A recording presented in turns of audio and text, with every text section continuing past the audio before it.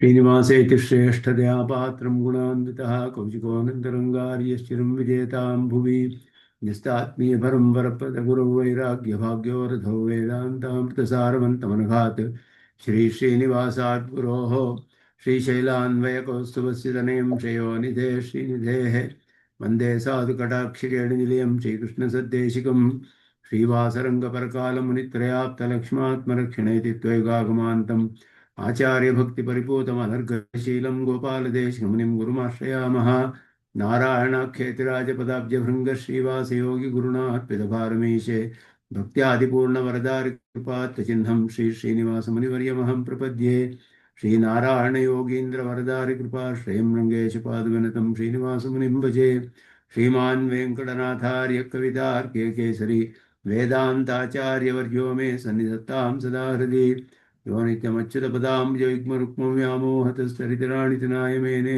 स्मद्गुरोर्भगवतोऽस्यैकसिन्धो रामानुजस्य चरणं प्रपद्ये विगाहे यामुनं तीर्थं साधुवृन्दावने स्थितं निरस्तजिह्मगस्पर्शेऽत्र कृष्णकृतादरः नाथेन मुनिनाथेन भवेयं नाथवानहं यस्य नैगमिकं तत्त्वं हस्तामलकताङ्गतं यस्य सारस्वतस्रोतोकुलामोदवासितं श्रुतीनां श्रमायालं शठारिं तमुपास्महे वन्दे वैकुण्ठसेनान्यं देवं सूत्रवती सकं यद्वेत्र शिखरस्पन्दे विश्वमेतद्व्यवस्थितं सह धर्मचरीं शौरेः सम्मन्त्रितजगद्धिताम् अनुग्रहमयीं वन्दे नित्यमज्ञातनिग्रहां कमप्याद्यं गुरुं वन्दे कमलागृहमेधिनं प्रवक्ता छन्दसां भक्ता पञ्चरात्रस्य स्वयं लक्ष्मीनेत्रोत्पलश्रीसरतपरिचयादेशसंवर्धमानः नाभिनाळीकरिङ्खण्मधुकरपटली दत्तहस्तावलम्बः अस्माकं सम्पदोघानविरलतुलसीदामसञ्जातभूमा काळिन्दी कान्तिहारि कलेतु वपुषः काळिमा कैटवारेः नव्यरङ्गयतीन्द्राङ्घ्रिपङ्कजभ्रमरायितं नव्यमङ्गलभूषं श्रीवरदार्यगुरुं भजे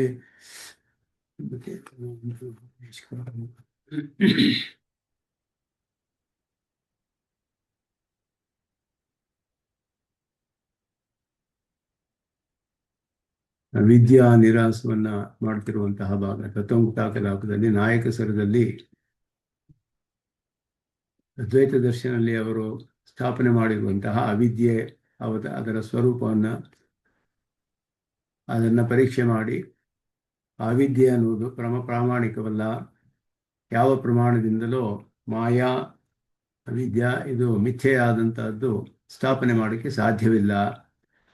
ಆ ಅವಿದ್ಯೆ ಅನ್ನುವ ದೋಷದಿಂದ ಪ್ರಪಂಚ ಮಿಥ್ಯೆಯಾಗಿದೆಯೋ, ಪ್ರಪಂಚ ಮಿಥ್ಯೆಯಾಗಿರೋದ್ರಿಂದ ಅವಿದ್ಯೆ ಅನ್ನೋ ದೋಷವಿದೆಯೋ, ಮಾಯೆ ಎನ್ನುವುದು ಬಂದು ಪ್ರಪಂಚ ಪ್ರಪಂಚ ತೋರ್ತಾ ಇದೆ, ಆ ಪ್ರಪಂಚ ತೋರ್ತಾ ಇರೋದ್ರಿಂದ ಪ್ರಪಂಚ ಮಿಥ್ಯೆ, ಒಂದು ದೋಷ ಇರಬೇಕು ಅವಿದ್ಯೆ.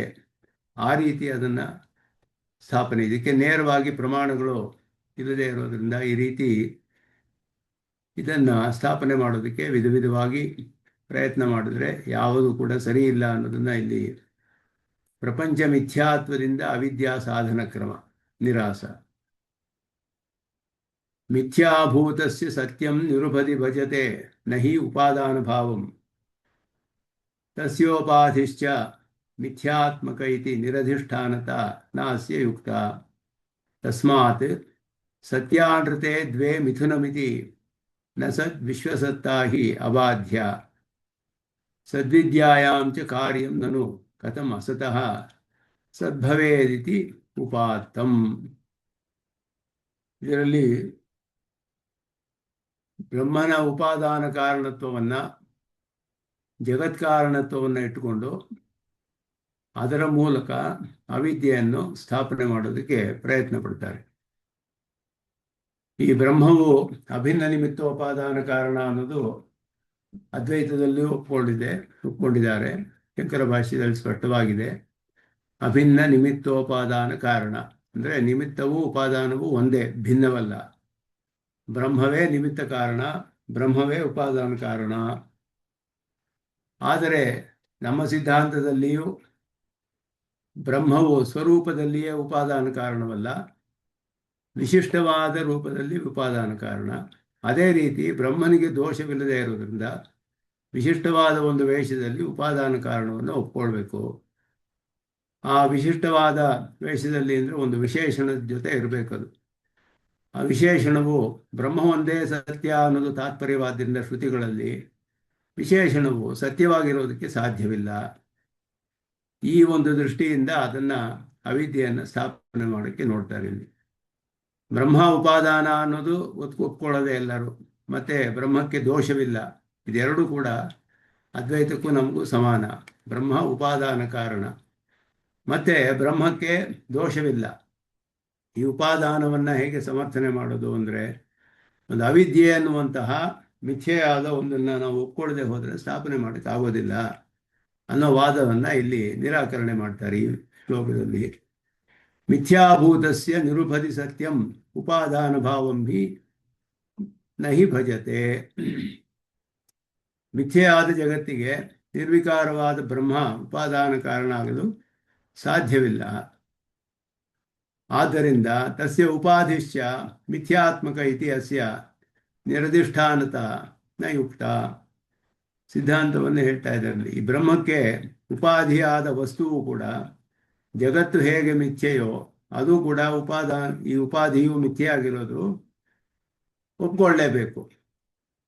ನಿರಧಿಷ್ಠಾನ ಭ್ರಮೆ ಅನ್ನೋದನ್ನು ಒಪ್ಪಲು ಸಾಧ್ಯವಿಲ್ಲ. ಈ ಉಪಾಧಿಗೆ ಒಂದು ಅಧಿಷ್ಠಾನ ಇಲ್ಲದೇ ಇರೋಕ್ಕೆ ಸಾಧ್ಯವಿಲ್ಲ. ಇದೆಲ್ಲವೂ ಕೂಡ ಉಪಾಧಿಗೆ ಒಂದು ಅಧಿಷ್ಠಾನ ಇರಲೇಬೇಕು. ನಿರಧಿಷ್ಠಾನ ಭ್ರಮೆ ಅನ್ನೋದು ಬೌದ್ಧರು ಹೇಳುವಂಥದ್ದು. ಅದನ್ನು ನಾವು ಒಪ್ಕೊಳ್ಳೋದಿಲ್ಲ, ಅದ್ವೈತನೂ ಒಪ್ಕೊಳ್ಳೋದಿಲ್ಲ.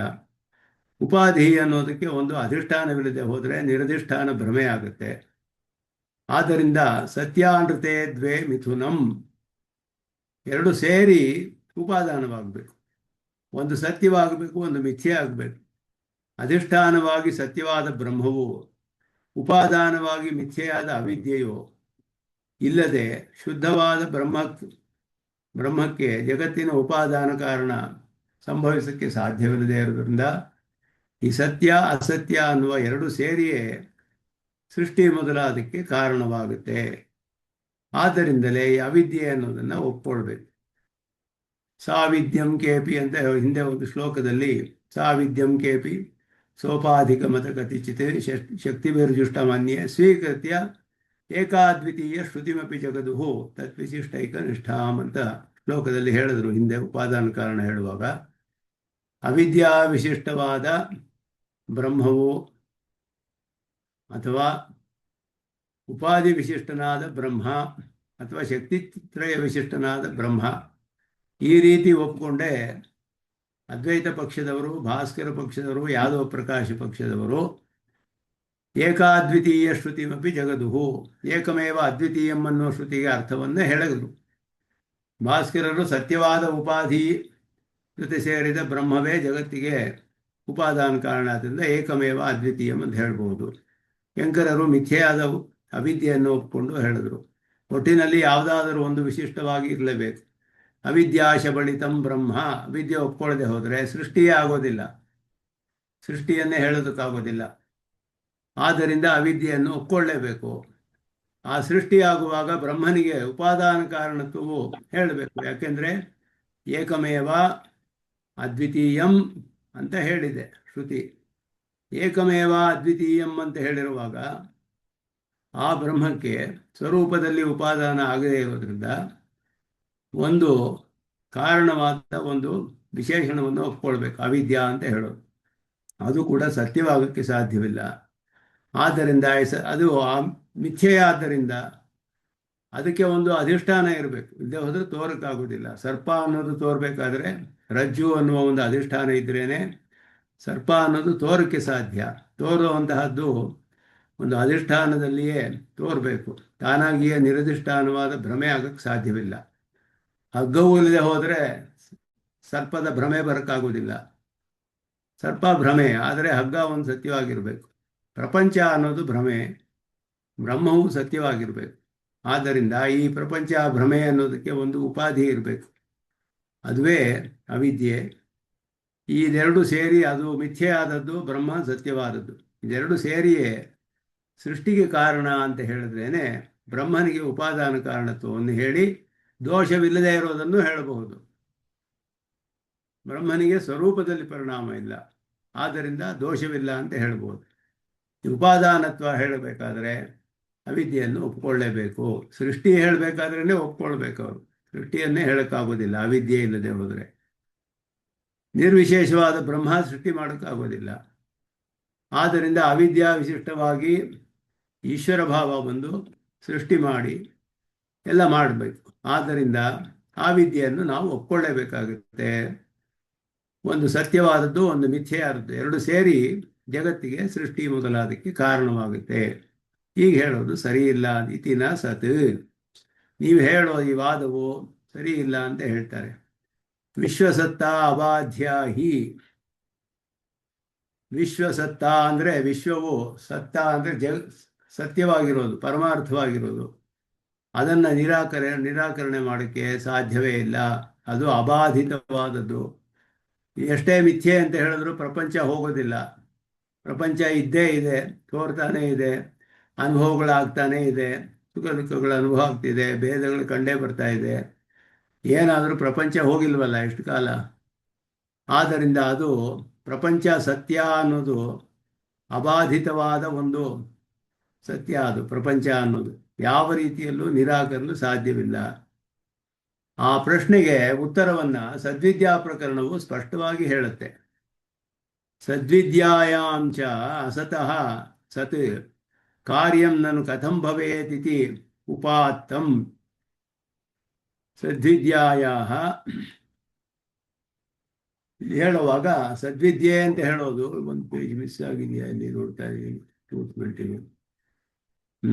ಸದ್ವಿದ್ಯಾಯಾಂಚ ಕಾರ್ಯಂ ನನು ಕಥಂ ಅಸತಃ ಸದ್ಭವೇತಿತಿ ಉಪಾತ್ತಂ. ಸದ್ವಿದ್ಯೆಯಲ್ಲಿ ಸ್ಪಷ್ಟವಾಗಿ ಹೇಳಲ್ಪಟ್ಟಿದೆ. ಅದರಲ್ಲಿ ಏನು ಹೇಳಿದೆ ಅನ್ನೋದನ್ನ ಛಾಂದೋಗ್ಯ ಉಪನಿಷತ್ತಿನಲ್ಲಿ ನೋಡಿದ್ರೆ ನಮಗೆ ಸ್ವಲ್ಪ ಸ್ಪಷ್ಟವಾಗುತ್ತೆ. ಛಾಂದೋಗ್ಯ ಉಪನಿಷತ್ತಲ್ಲಿ ಸ್ಪಷ್ಟವಾಗಿ ಅದು ಹೇಳಲ್ಪಟ್ಟಿದೆ. ಒಂದು ನಿಮಿಷ ಅದನ್ನು ಓಪನ್ ಮಾಡ್ತೇನೆ.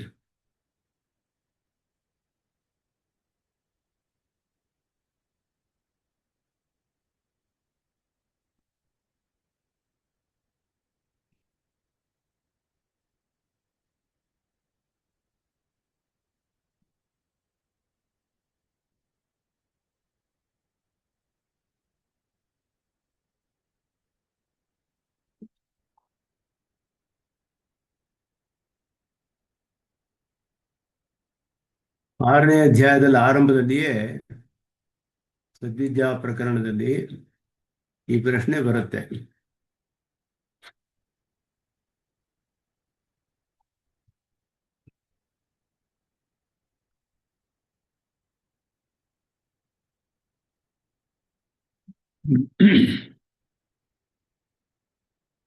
ಅದನ್ನು ನೋಡಿದ್ರೆ ಒಂದ್ಸತಿ ನಮಗೆ ಅದು ಮತ್ತೆ ಜ್ಞಾಪಕಕ್ಕೆ ಬರುತ್ತೆ. ಇಲ್ಲಿ ಹೇಗೆ ಹೇಳಲ್ಪಟ್ಟಿದೆ ಛಾಂದೋಗ್ಯದಲ್ಲಿ ಅಂತ ಹೇಳಿಬಿಟ್ಟು.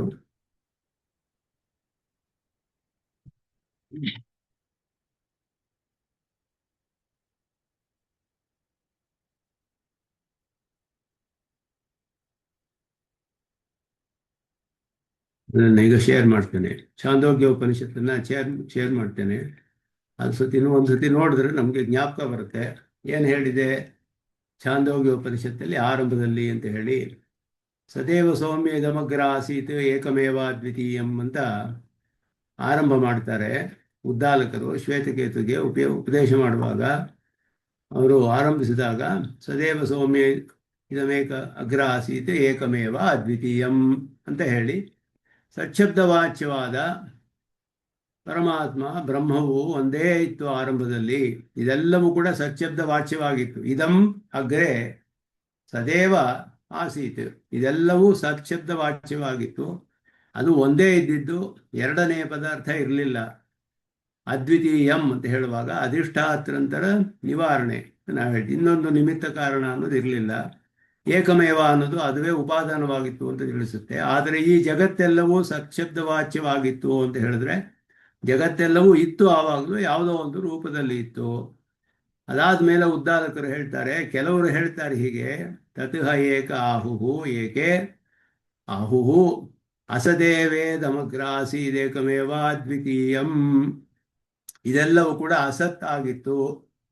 ಅಸದೇವ ಆಸೀತ್, ಅಸತ್ ಅಂತ ಆಗಿತ್ತು ಅಂತ ಹೇಳಿದ್ರು. ಅಸತ್ ಅಂದ್ರೆ ಇಲ್ಲದೇ ಇರೋ ಪದಾರ್ಥ ಅಂತ ಅಲ್ಲ, ತುಚ್ಛ ಅಂತನೋ ಇಲ್ಲ ಶೂನ್ಯ ಅಂತನೋ ಅರ್ಥವಲ್ಲ. ಅಸತ್ ಶಬ್ದ ವಾಚ್ಯವಾಗಿ ಇತ್ತು, ಆಸೀತ್ ಅನ್ನೋ ಶಬ್ದ ಇದೆ. ಏಕಮೇವ ಅದ್ವಿತೀಯಂ ಅದು ಹೇಳಿ ಅವರು ಹೇಳ್ತಾರೆ, ತಸ್ಮಾತ್ ಅಸತಃ ಸತ್ ಜಾಯತ. ಅಸತ್ತಿನಿಂದ ಸತ್ತು ಉಂಟಾಗಿತ್ತು. ಅಸತ್ ಶಬ್ದ ವಾಚ್ಯವಾಗಿತ್ತಿದೆಲ್ಲ, ಅಸತ್ತಿನಿಂದ ಸತ್ತು ಉಂಟಾಯಿತು ಅಂತ ಹೇಳಿದ್ರು. ಅದಾದ ಮೇಲೆ ಪ್ರಶ್ನೆ ಕೇಳ್ತಾರೆ, ಕುತಸ್ತು ಖಲು ಸೌಮ್ಯ ಏವಂ ಸ್ಯಾತ್, ಹೇಗಿರಕ್ಕೆ ಸಾಧ್ಯ? ಕಥಂ ಅಸತಃ ಸಜ್ಜಾಯೇತ, ಅಸತ್ತಿನಿಂದ ಸತ್ತು ಹೇಗೆ ಉಂಟಾಗುತ್ತೆ? ಸತ್ವೇವ ಸೌಮ್ಯೇದಮಗ್ರ ಆಸೀತ್ ಏಕಮೇವ ಅದ್ವಿತೀಯಂ, ಸತ್ಯ ಆಗಿತ್ತಪ್ಪ ಇದೆಲ್ಲ ಅಂತ ಹೇಳಿ, ಸತ್ವೇವ ಇದಮಗ್ರ ಸೌಮ್ಯ ಇದಮಗ್ರ ಆಸೀತ್ ಏಕಮೇವ ಅದ್ವಿತೀಯಂ ಅಂತ ಹೇಳಿ ಅಸತ್ತಿನಿಂದ ಸತ್ತು ಉಂಟಾಗೋದಕ್ಕಾಗೋದಿಲ್ಲ. ಅದನ್ನ ಇಲ್ಲಿ ಸ್ವಾಮಿ ದೇಶಿಕನ್ ಅದನ್ನೇ ಈ ಶ್ಲೋಕದಲ್ಲಿ ಹೇಳ್ತಾ ಇದ್ದಾರೆ. ಸದ್ವಿದ್ಯಾಯಾಂ ಚ ಕಾರ್ಯಂ ನನು ಕಥಂ ಅಸತಃ ಸದ್ಭವೇತ್ ಇತಿ ಉಪಾತ್ತಂ. ಅಸತ್ತಿನಿಂದ ಸತ್ತು ಹೇಗೆ ಉಂಟಾಗುತ್ತೆ ಅಂತ ತಾನೇ ಕಾರ್ಯ ಹೇಳಲ್ಪಟ್ಟಿರೋದು. ಆದ್ದರಿಂದ ನೀವು ಮಿಥ್ಯೆಯಾದದ್ದು ಇತ್ತು, ಮಿಥ್ಯೆಯಾದದಿಂದ ಜಗತ್ತು ಉಂಟಾಗಿದೆ ಅಂತ ಹೇಳಿದ್ರೆ ಜಗತ್ತಿನ ಸತ್ಯತ್ವವನ್ನು ಬಾಧಿಸಕ್ಕಾಗೋದಿಲ್ಲ. ಪ್ರತ್ಯಕ್ಷವಾಗಿ ಕಂಡು ಬರ್ತಿದೆ.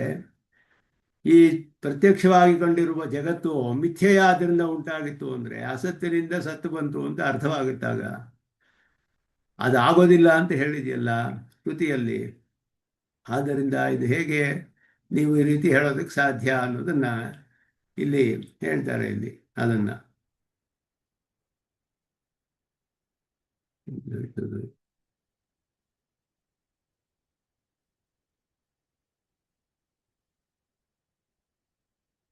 ಸದ್ವಿದ್ಯಾಯಾಂ ಚ ಅಸತಃ ಸತ್ ಕಾರ್ಯಂ ನನು ಕಥಂ ಭವೇತ್ ಇತಿ ಉಪಾತ್ತಂ ಅಂದ್ರು. ಚಾಂದೋಗ್ಯ ಸದ್ವಿದ್ಯೆಯಲ್ಲಿ ಅಸತ್ಯದಿಂದ ಸತ್ಯವಾದ ಜಗತ್ತು ಆಗಲು ಸಾಧ್ಯವಿಲ್ಲ ಅಂತ ಪ್ರತಿಪಾದಿತವಾಗಿದೆ. ಇಲ್ಲಿ ಕಾರ್ಯವರ್ಗವನ್ನ ಸತ್ ಅಂತ ಶಬ್ದ ನಿರೀಕ್ಷೆ ಮಾಡಿ ಅದರ ಕಾರಣ ಅಸತ್ತಾಗಿರಲು ಸಾಧ್ಯವಿಲ್ಲ ಅಂತ ಹೇಳಿರೋದ್ರಿಂದ ಜಗತ್ತಿಗೂ ಉಪಾದಾನಕ್ಕೂ ಮಿಥ್ಯಾತ್ವ ಅನ್ನೋದು ಸರ್ವತಾ ಶ್ರುತಿ ವಿರುದ್ಧ ಅನ್ನೋದು.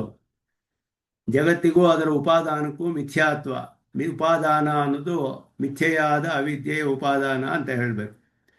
ಅದುವೇ ಉಪಾದಾನವಾದರೆ ಅಸತ್ತಿನಿಂದ ಸತ್ತು ಬರೋದಿಲ್ಲ ಅಂತ ಶ್ರುತಿವಾಕ್ಯವೇ ಇದೆ.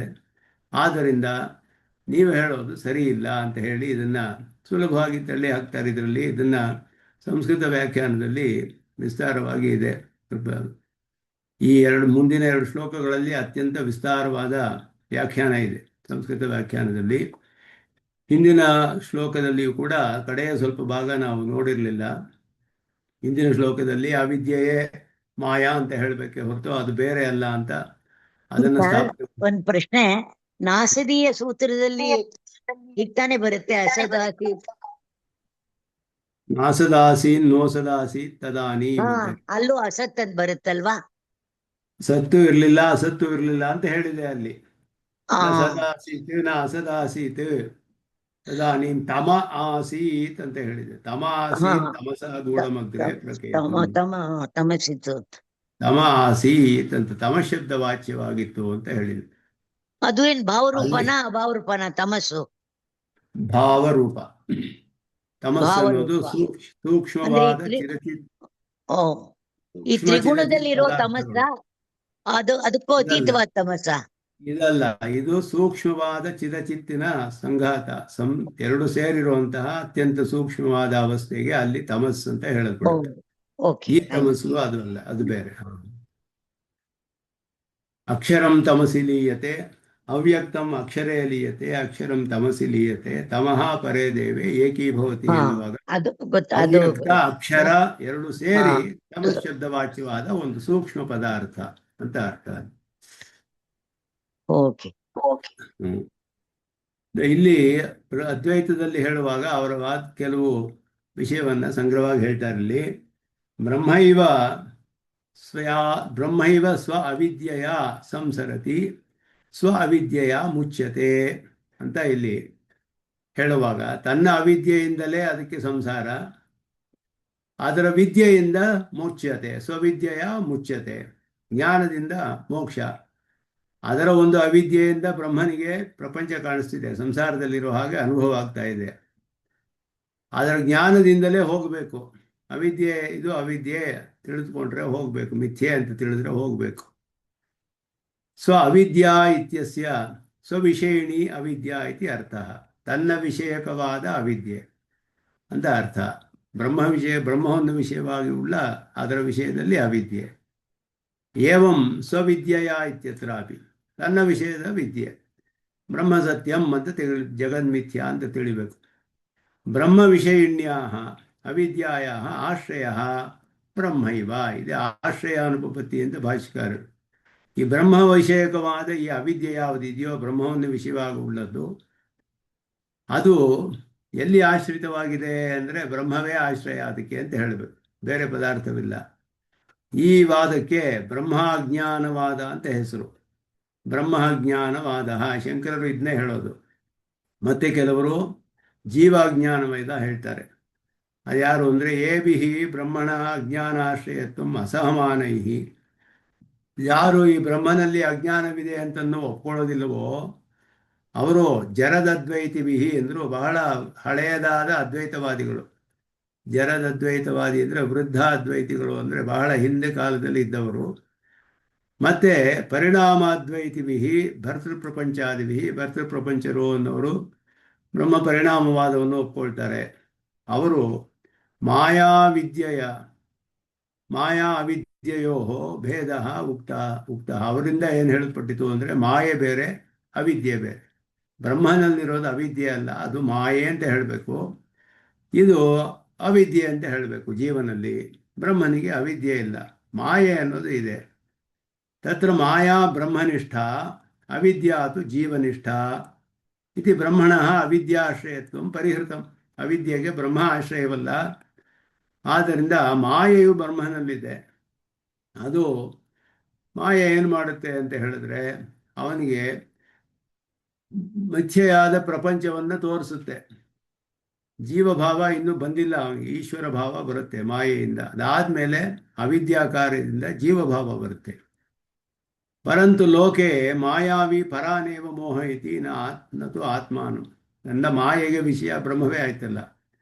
ಬ್ರಹ್ಮವನ್ನೇ ಆಶ್ರಯಿಸೋದ್ರಿಂದ ಬ್ರಹ್ಮವನ್ನೇ ಮೋಹಿಸ್ತಾ ಇದೆ ಅಂದರೆ ಲೋಕದಲ್ಲಿ ಮಾಯಾವಿಯಾದವನು ಏನು ಮಾಡ್ತಾನೆ, ಇನ್ನೊಬ್ಬರನ್ನ ಮೋಹ ಉಂಟು ಮಾಡ್ತಾನೆ ಹೊರತು ತನಗೆ ಮೋಹ ಉಂಟು ಮಾಡ್ಕೊಳ್ಳೋದಿಲ್ಲ.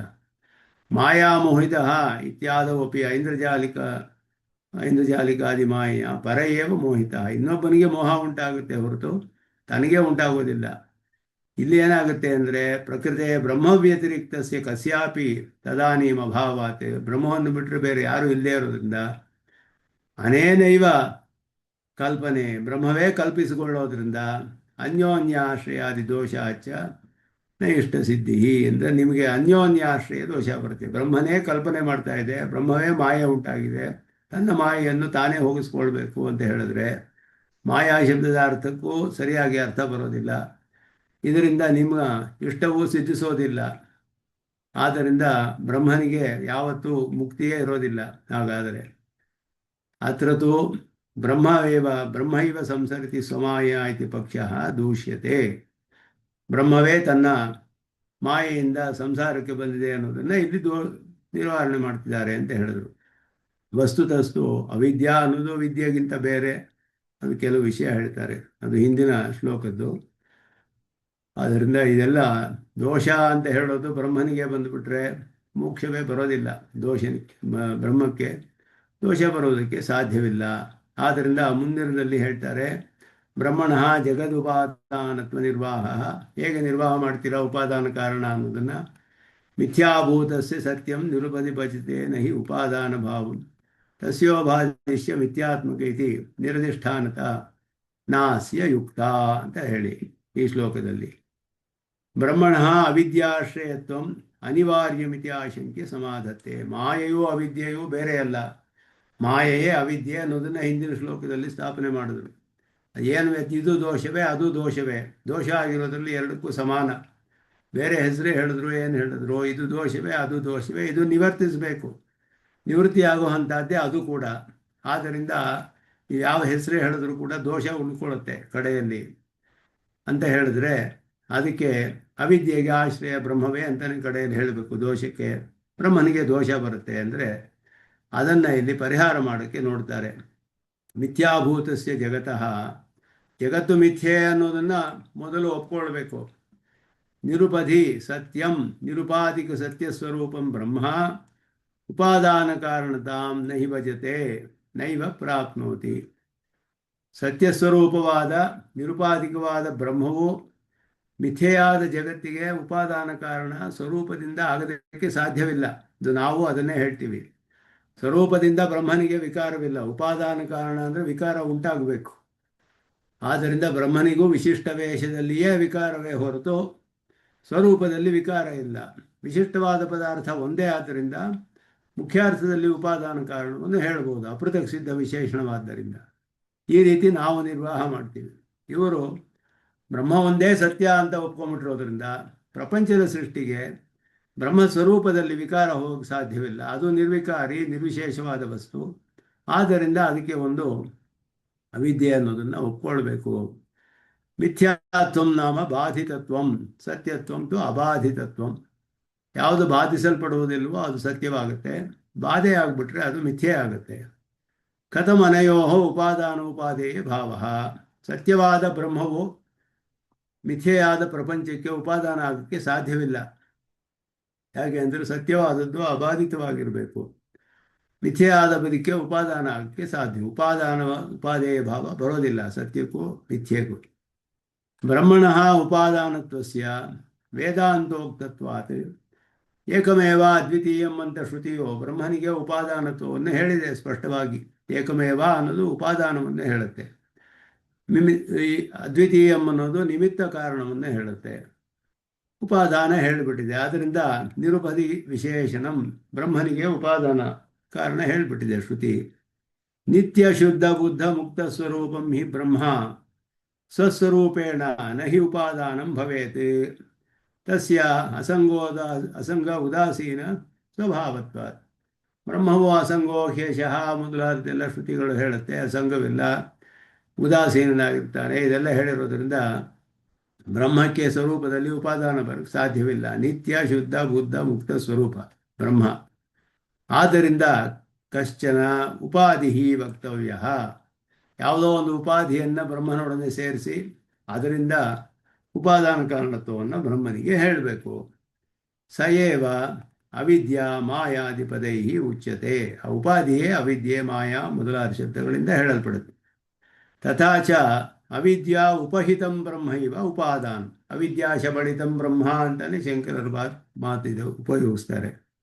ಅವಿದ್ಯಾ ಉಪಹಿತಂ ಬ್ರಹ್ಮ ಇವ ಉಪಾದಾನಂ ಶುದ್ಧಂತು ಬ್ರಹ್ಮ ಅವಿದ್ಯಾ ಸಾಕ್ಷಿ ಅಂತ ಹೇಳಿ. ಅವಿದ್ಯೆಯನ್ನು ಸುಮ್ಮನೆ ನೋಡ್ತಾ ಇದೆ ಅಷ್ಟೇ, ಅದಕ್ಕೇನು ಆಗೋದಿಲ್ಲ. ಅದರಿಂದ ಅವಿದ್ಯಾಯಾಪಿ ಸತ್ಯತ್ವೇ ಕಾ ಹಾನಿ.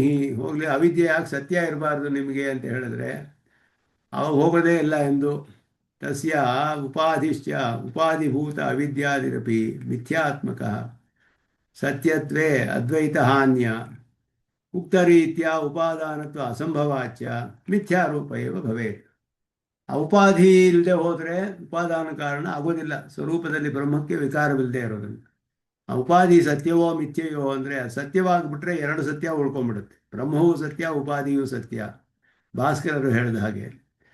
ಆದರೆ ಶಂಕರರ ಪಕ್ಷದಲ್ಲಿ ಬ್ರಹ್ಮ ಒಂದೇ ಸತ್ಯ, ಎರಡನೇ ಸತ್ಯ ಪದಾರ್ಥ ಇಲ್ಲ. ಅದರಿಂದ ಉಪಾಧಿ ಸತ್ಯವಾಗಿರಕ್ಕೆ ಸಾಧ್ಯವಿಲ್ಲ. ಆದ್ದರಿಂದ ಮಿಥ್ಯೆಯೇ ಆಗಿರಬೇಕದು ಅಂತ ಹೇಳಿ, ತರ್ಹಿ ಬ್ರಹ್ಮಣ ಕುತ ಅವಶ್ಯಕತ. ಬ್ರಹ್ಮ ಯಾಕೆ ಬೇಕಾವಾಗ? ಅವಿದ್ಯೆಯೇ ಸೃಷ್ಟಿ ಮಾಡ್ಕೊಳ್ಬೋದಲ್ಲ. ಅವಿದ್ಯಾಯ ಏವ ನಿರ್ವಾಹಾತ್ ಅಂತ ಹೇಳಿದ್ರೆ ಅವಿದ್ಯಾಯ ಮಿಥ್ಯಾತ್ಮಕತ್ವಾದೇವ ಹೇತೋಹೋ. ಅವಿದ್ಯೆ ಮಿಥ್ಯೆಯಾದಿರೋದ್ರಿಂದ ಮಿಥ್ಯೆಯಾದದ್ದು ಅಧಿಷ್ಠಾನ ಇಲ್ಲದೆ ತೋರಕ್ಕಾಗೋದಿಲ್ಲ. ಸರ್ಪ ಭ್ರಮೆ ಹಗ್ಗ ಇಲ್ಲದೆ ಹೋದರೆ ಹೇಗೆ ತೋರುತ್ತೆ? ಸರ್ಪವೇ ಭ್ರಮೆ ಆಗ್ಬಿಟ್ಟು ಜಗತ್ತು ಭ್ರಮೆ ಅಂತ, ಅವಿದ್ಯೆ ಭ್ರಮೆ ಆದ್ದರಿಂದ ಅವಿದ್ಯೆಯಿಂದಲೇ ಪ್ರಪಂಚ ಸೃಷ್ಟಿ ಆಗುತ್ತೆ ಅಂದರೆ ಬ್ರಹ್ಮವೇ ಬೇಕಾಗಿಲ್ಲ. ಅವಿದ್ಯೆಯೇ ಸೃಷ್ಟಿ ಮಾಡಿಕೊಳ್ಳಿ ಅಂದರೆ ಅವಿದ್ಯೆ ಮಿಥ್ಯೆ ಆದ್ದರಿಂದ ಅದಕ್ಕೊಂದು ಅಧಿಷ್ಠಾನ ಬೇಕು. ಅಧಿಷ್ಠಾನ ಇಲ್ಲದೆ ಹೋದರೆ ಮಿಥ್ಯೆ ಆದದ್ದು ತೋರಕ್ಕೆ ಸಾಧ್ಯವಿಲ್ಲ, ಭ್ರಮೆ ಬರೋಕ್ಕಾಗೋದಿಲ್ಲ. ಆದ್ದರಿಂದ ಬ್ರಹ್ಮ ಅಧಿಷ್ಠಾನವನ್ನು ಒಪ್ಕೊಳ್ಬೇಕು. ಆದ್ದರಿಂದ ಅಸ್ಯ ಉಪಾದೇಹೇ ನಿರ್ದಿಷ್ಠಾನತ ನಯುಕ್ತ ಅಧಿಷ್ಠಾನಮಂತರ ಮಿಥ್ಯಾಕಲ್ಪನಾಯ ಇವ ಅಸಂಭವಾತ್. ಅಧಿಷ್ಠಾನ ಇಲ್ಲದೆ ಹೋದರೂ ಒಂದು ಮಿಥ್ಯೆಯನ್ನು ಒಪ್ಕೊಳ್ಳೋಕ್ಕಾಗದೇ ಇರೋದ್ರಿಂದ ನಿರಧಿಷ್ಠಾನ ಭ್ರಮಸ್ಯ ಕುತ್ರಾಪಿ ಅಸಂಭವಾತ್. ನಿರಧಿಷ್ಠಾನ ಭ್ರಮೆ ಅನ್ನೋದನ್ನು ನಾವು ಒಪ್ಕೊಂಡಿಲ್ಲ. ಬ್ರಹ್ಮ ಈ ಬೌದ್ಧರನ್ನು ಬಹಳ ಬಲವಾಗಿ ಖಂಡನೆ ಮಾಡ್ತಾರೆ ಶಂಕರಾಚಾರ್ಯರು. ಅವರು ಬಲವಾಗಿ ಖಂಡನೆ ಮಾಡಿದ್ದಾರೆ ಬೌದ್ಧರನ್ನು. ಆದ್ದರಿಂದ ನಿರಧಿಷ್ಠಾನ ಭ್ರಮೆ ಅಂತ ಹೇಳುವ ಬೌದ್ಧರ ವಾದವನ್ನು ಪೂರ್ತಿ ಖಂಡನೆ ಮಾಡೋದ್ರಿಂದ ಅಧಿಷ್ಠಾನವಿಲ್ಲದೆ ಭ್ರಮೆ ಉಂಟಾಗಕ್ಕೆ ಸಾಧ್ಯವಿಲ್ಲ. ಅಧಿಷ್ಠಾನ ಇರಲೇಬೇಕು. ಭ್ರಮೆ ಇಲ್ಲದೆ ಹೋದರೆ ಪ್ರಪಂಚ ತೋರಕ್ಕೆ ಸಾಧ್ಯವಿಲ್ಲ, ಬ್ರಹ್ಮ ಉಪಾದಾನ ಕಾರಣಕ್ಕೆ ಆಗೋದಿಲ್ಲ. ಆದ್ದರಿಂದ ಮಿಥ್ಯೆಯಾದ ಒಂದು ಅವಿದ್ಯೆ ಅನ್ನೋದನ್ನು ಉಪಾಧಿ ಒಪ್ಕೊಳ್ಳೇಬೇಕು. ಇದು ಈ ವಾದ. ಆದ್ದರಿಂದ ಬ್ರಹ್ಮ ಅಧಿಷ್ಠಿತಾತ್ ಅವಿದ್ಯಾ ಏವ ಅವಿದ್ಯಾ ಉಪಹಿತಂ ಬ್ರಹ್ಮವಾ ಸಾಕ್ಷಾತ್ ಜಗದುಪಾದಾನಂ. ಬ್ರಹ್ಮನ ಅವನ ಅಧಿಷ್ಠಾನವಾಗಿ ಹೊಂದಿರುವ ಅವಿದ್ಯೆಯೋ ಅವಿದ್ಯೆಯಿಂದ ಮರೆಮಾಡಲ್ಪಟ್ಟ ಬ್ರಹ್ಮವೋ ಉಪಾದಾನ ಕಾರಣವಾಗುತ್ತೆ ಹೊರತು ಸ್ವರೂಪದಲ್ಲಿ ಬ್ರಹ್ಮಕ್ಕೆ ಉಪಾದಾನ ಕಾರಣ ನಾವು ಹೇಳೋದಿಲ್ಲ. ವಿಶುದ್ಧಂತು ಬ್ರಹ್ಮ ಸಾಕ್ಷಿ ಮಾತ್ರಂ ಇತಿ ಅವಿದ್ಯಾ ಅವಶ್ಯಕಿ. ಬ್ರಹ್ಮವು ವಿಶುದ್ಧವಾದ್ದರಿಂದ ನಿರ್ವಿಶೇಷವಾದ್ದರಿಂದ ಬರೀ ಸಾಕ್ಷಿ ಸುಮ್ಮನೆ ಇರುತ್ತೆ, ಅದರ ಪಾಠಕ್ಕೆ ಸ್ವಯಂ ಪ್ರಕಾಶವಾಗಿ ಇರುತ್ತೆ.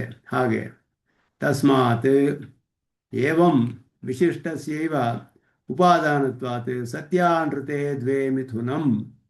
ಸತ್ಯಸ್ವರೂಪವಾದ ಬ್ರಹ್ಮ ಮಿಥ್ಯಾಭೂತ ಅವಿದ್ಯಾಚ ಮಿಳಿತ್ವ ಜಗದುಪಾದಾನ, ಎರಡು ಸೇರಿ ಜಗತ್ತಿಗೆ ಉಪಾದಾನವಾಗುತ್ತೆ. ನ ಪ್ರತ್ಯೇಕಂ. ನಾವು ಚಿರಚಿತ್ ಸೂಕ್ಷ್ಮ ಚಿರಚಿತ್ ವಿಶಿಷ್ಟಂ ಬ್ರಹ್ಮ ಉಪಾದಾನಂ ಅಂತ ಹೇಳೋ ಹಾಗೆ ಅವಿದ್ಯಾಶಬಳಿತಂ ಬ್ರಹ್ಮ ಉಪಾದಾನಂ ಅಂತ ಹೇಳ್ತಾರೆ. ನಮ್ಮ ಸಿದ್ಧಾಂತದಲ್ಲಿ ಸೂಕ್ಷ್ಮ ಚಿರಚಿತ್ ವಿಶಿಷ್ಟವು ಸತ್ಯವಾದದ್ದು ಪರಮಾರ್ಥ, ಅದರಲ್ಲಿ ವಿಕಾರವಾಗುತ್ತೆ. ಇವರಿಗೆ ಅವಿದ್ಯೆ ಅನ್ನೋದು ಮಿಥ್ಯೆ. ಯಾಕೆಂದರೆ ಬ್ರಹ್ಮನಿಗೆ ಯಾವ ವಿಶೇಷಣಗಳು ಇಲ್ಲ, ನಿರ್ವಿಶೇಷ ಬ್ರಹ್ಮ ಒಂದೇ ಸತ್ಯ, ಎರಡನೇ ಸತ್ಯವಿಲ್ಲ. ಆದ್ದರಿಂದ ಮಿಥ್ಯೆಯಾದ ಅವಿದ್ಯೆಯಿಂದ ಉಪಹಿತವಾದ ಬ್ರಹ್ಮವೇ ಉಪಾದಾನ ಕಾರಣ ಜಗತ್ತಿಗೆ. ಆದ್ದರಿಂದ ಈ ರೀತಿ ಒಂದು ಅವಿದ್ಯೆಯನ್ನು ಒಪ್ಕೊಳ್ಬೇಕು. ಏವಂ ಮಿಲಿತಸ್ಯೈವ ಉಪಾದಾನತ್ವಾತ್ ಅವಿದ್ಯಾ ಅವರ್ಜನೀಯ ತಸ್ಯಾಹ ಮಿಥ್ಯಾತ್ವಮಪಿ ಅವರ್ಜನೀಯಂ. ಅವಿದ್ಯೆಯನ್ನು ಒಪ್ಕೊಳ್ಬೇಕು, ಅದು ಮಿಥ್ಯೆ ಅನ್ನೋದು ಒಪ್ಕೊಳ್ಬೇಕು. ಇಲ್ಲದೆ ಹೋದರೆ ವಿರೋಧ ಬರುತ್ತೆ ಅಂತ ಇಲ್ಲಿ ವಾದಗಳನ್ನು ಮಾಡ್ತಾರೆ. ಈ ರೀತಿ ಅದನ್ನು ನಿರಾಕರಣೆ ಮಾಡ್ತಾರೆ. ಇತಿನ ಸತ್ ಸಮೀಚೀನವಲ್ಲ. ಯತಃ ವಿಶ್ವಸತ್ತ ಜಗತಃ ಸತ್ಯತ್ವಂ ಅಬಾಧ್ಯ ನ ಬಾಧಿತು ಶಕ್ಯ. ನೀವು ಎಷ್ಟೇ ಸತಿ 100 ಸತಿ ಹೇಳಿದ್ರು ತತ್ವಮಸಿ ಅನ್ನೋದು ಜಗತ್ತು ಹೋಗೋದಿಲ್ಲ, ಪ್ರಪಂಚ ಏನಾದರೂ ಹೋಗೋದಿಲ್ಲ, ನಡೀತಾನೆ ಇದೆ, ಸತ್ಯವಾಗಿಯೇ ಇದೆ. ಸೃಷ್ಟಿಯಲ್ಲಿ ಎಲ್ಲೂ ಜಗತ್ತೆಲ್ಲ ಮಿಥ್ಯೆ ಅಂತ ಹೇಳೋದಕ್ಕೆ ಶಬ್ದಗಳಿಲ್ಲ. ಆದ್ದರಿಂದ ಜಗತ್ತಿಹ ಮಿಥ್ಯಾತ್ವ ನಿಶ್ಚಿತ್ಯ ಖಲು ಉಚ್ಯತೆ. ಅವ್ರು ಹೇಳಿದ್ರು ನಾವು ಮೊದಲೇ ನಿಶ್ಚಯ ಮಾಡಿಬಿಟ್ಟಿದ್ದೀವಿ, ಜಗತ್ತು ಮಿಥ್ಯೆ ಅಂತ ನಿಶ್ಚಯ ಮಾಡಿಬಿಡ್ತಾನೆ ನಾವು ಇದೆಲ್ಲ ಸಾಧಿಸ್ತಾ ಇರೋದು ಅಂತ ಹೇಳಿದ್ರೆ ಮಿಥ್ಯಾಭೂತಸ್ಯ ಸತ್ಯಂನ ಉಪಾದಾನಂ. ಆಗ ಹೇಳ್ತಾರೆ ಸತ್ಯದ ಅಸತ್ಯದಿಂದ ಸತ್ಯ ಬರೋಕ್ಕೆ ಸಾಧ್ಯವಿಲ್ಲ ಅಂತ ಉಪನಿಷತ್ತು ಹೇಳಿದೆ. ಇದಕ್ಕೆ ವಿರುದ್ಧವಾಗಿ ಹೇಗೆ ನಿಶ್ಚಯ ಮಾಡ್ತೀರಾ ನೀವು? ಜಗತಃ ಕದಾಪಿ ಕಸ್ಯಾಪಿ ಬಾಧ ಅದರ್ಶನಾತ್ ಕಥಂ ತಸ್ಯ ಮಿಥ್ಯಾತ್ವಂ ಭಾಷಿತಂತ ಭವದ ಆಚಾರ್ಯೈಃ ಏವಮೇವ ಬ್ರಹ್ಮತುಲ್ಯಂ ಸತ್ಯತ್ವಂ. ನಿಮ್ಮ ಆಚಾರ್ಯರು ಹೇಳಿದ್ದಾರೆ ಬಾಧ ಜಗತ್ತು ಕದಾಪಿ ಕಸ್ಯಾಪಿ ಬಾಧ ಅದರ್ಶನಾತ್ ಕಥಂ ತಸ್ಯ ಮಿಥ್ಯಾತ್ವಂ ಅಂತ ಹೇಳಿ ಒಂದು ಕಡೆ ಹೇಳಿದ್ದಾರೆ ಅಂತ ಹೇಳ್ತಾರೆ. ಅದು ಎಲ್ಲಿ ಹೇಳಿದ್ದಾರೆ ನೋಡಬೇಕದು. ಬ್ರಹ್ಮತುಲ್ಯಂ ಸತ್ಯತ್ವಂ ನಾಸ್ತಿ ಜಗತಃ ಇದಿತು ಸಮ್ಮತಮೇವ ಅಸ್ಮಾಕಮಪಿ. ಬ್ರಹ್ಮನಿಗೆ ಸಮಾನವಾದ ಸತ್ಯತ್ವವಿಲ್ಲ ಅನ್ನೋದು ನಾವು ಒಪ್ಕೊಳ್ತೀವಿ ಅಂತ ಇದು KSV ಸ್ವಾಮಿಗಳು ಅಧಿಕವಾಗಿ ವಿಮರ್ಶೆ ಮಾಡಿ ಹೇಳುವ ವಿಚಾರ ಇದು. ಅದನ್ನು ಜನ್ಮಾದ್ಯಧಿಕರಣದಲ್ಲಿ ಕಡೆಯಲ್ಲಿ ಭಾಷ್ಯಕಾರರು ಸತ್ಯಂ ಜ್ಞಾನಮನಂತಂ ಬ್ರಹ್ಮ ಅನ್ನುವಾಗ ಸತ್ಯಂ ಅಂತ ಹೇಳಿದ್ರೆ ನಿರುಪಾಧಿಕ ಸತ್ತಾ ಹೇತು ಬ್ರಹ್ಮ ಆಹಾ ಅಂತ ಒಂದು ವಾಕ್ಯ ಇದೆ. ಅಲ್ಲಿ ಸತ್ಯಂ ಅಂದರೆ ನಿರುಪಾಧಿಕ ಸತ್ತಾ ಹೇತು ಬ್ರಹ್ಮ ಆಹಾ. ಸತ್ಯ ಪದವು ನಿರುಪಾಧಿಕವಾದ ಸತ್ಯ ಅಂದರೆ ಯಾವ ಒಂದು ಉಪಾಧಿಯ ಕಾರಣದಿಂದಲೂ ಇಲ್ಲ, ಅದು ಬ್ರಹ್ಮ ಅಂತ ಹೇಳಿದ್ರೆ ಜೀವಾತ್ಮನಿಗೆ ಆ ರೀತಿ ಸತ್ಯತ್ವ ಇಲ್ಲ. ಪರಮಾತ್ಮನ ಸಂಕಲ್ಪದಿಂದ ಅವನು ನಿತ್ಯನಾಗಿದ್ದಾನೆ. ತನ್ನ ಅವನು ನಿರುಪಾಧಿಕವಾಗಿ ಸತ್ಯತ್ವ ಇಲ್ಲ, ಅವನಿಗೆ ನಿತ್ಯತ್ವವು ಅವನಿಗೆ ನಿತ್ಯೇಚ್ಛಾ ಸಿದ್ಧಗಳು ಅಂತ ಹೇಳ್ತಾರೆ. ನಿತ್ಯೇಚ್ಛಾ ಸಿದ್ಧವಾದ ಪದಾರ್ಥಗಳು, ಅನಿತ್ಯೇಚ್ಛಾ ಸಿದ್ಧವಾದ ಪದಾರ್ಥಗಳಿದೆ. ಪರಮಾತ್ಮನು ಇದು ನಿತ್ಯವಾಗಿದೆ ಸಂಕಲ್ಪ ಮಾಡಿದ್ರಿಂದ ನಿತ್ಯವಾಗಿದೆ, ಅನಿತ್ಯ ಅಂತ ಹೇಳಿದ ಅನಿತ್ಯವಾಗಿದೆ. ಅವನ ಸಂಕಲ್ಪಕ್ಕೆ ಅಧೀನವಾಗಿ ಇವನಿಗೆ ಹೊರದಿದೆ ಹೊರತು ನಿರುಪಾಧಿಕವಾದ ಸತ್ತಾಯೋಗಿ ಇಲ್ಲ ಇವನಿಗೆ. ಆದ್ದರಿಂದ ಪರಮಾತ್ಮನ ಸತ್ಯತ್ವಕ್ಕೂ ಜೀವನ ಸತ್ಯತ್ವಕ್ಕೂ ವ್ಯತ್ಯಾಸ ಇದೆ ಎಂದು ತಿಳಿದು ಬರುತ್ತೆ. ಅದನ್ನು ಜನ್ಮಾದ್ಯಧಿಕರಣದ ವಾಕ್ಯವನ್ನು ಇಟ್ಕೊಂಡು ಸತ್ಯಪದೇನ ಜಗತಃ ವ್ಯಾವೃತ್ತಿಂ ಅವಿದರತಃ ಶ್ರೀಭಾಷ್ಯಕಾರಸ್ಯ ವಚನ ಜಗತ್ತಿಂದ ವ್ಯಾವೃತ್ತಿ ಉಂಟಾಯಿತು ಅಂತ ಬರೆದಿದ್ದಾರೆ. ಅದರಲ್ಲಿ ಸತ್ಯತ್ವದಲ್ಲಿಯೂ ಹೇಳ್ತಾರೆ, ಬ್ರಹ್ಮತುಲ್ಯಂ ಸತ್ಯತ್ವಂ ಜಗತಃ ನಾಸ್ತಿ. ಜಗತ್ತಿನ ಸತ್ಯತ್ವವು ಬ್ರಹ್ಮ ಸತ್ಯತ್ವವು ಬೇರೆ ಬೇರೆ.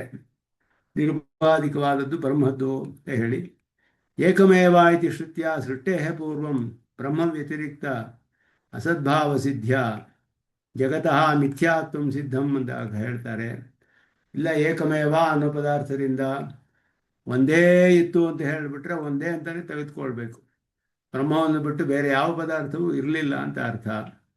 ಆದ್ದರಿಂದ ಅದು ಮಿಥ್ಯೆ ಅಂತಾನೆ ಹೇಳಬೇಕು. ಅಂದರೆ ಸದ್ವಿದ್ಯೆಯಲ್ಲಿ ಹಾಗೆಯೇ ನಿಮಗೆ ವಿರುದ್ಧವಾಗಿ ಹೇಳಿದೆ ನೋಡಿ.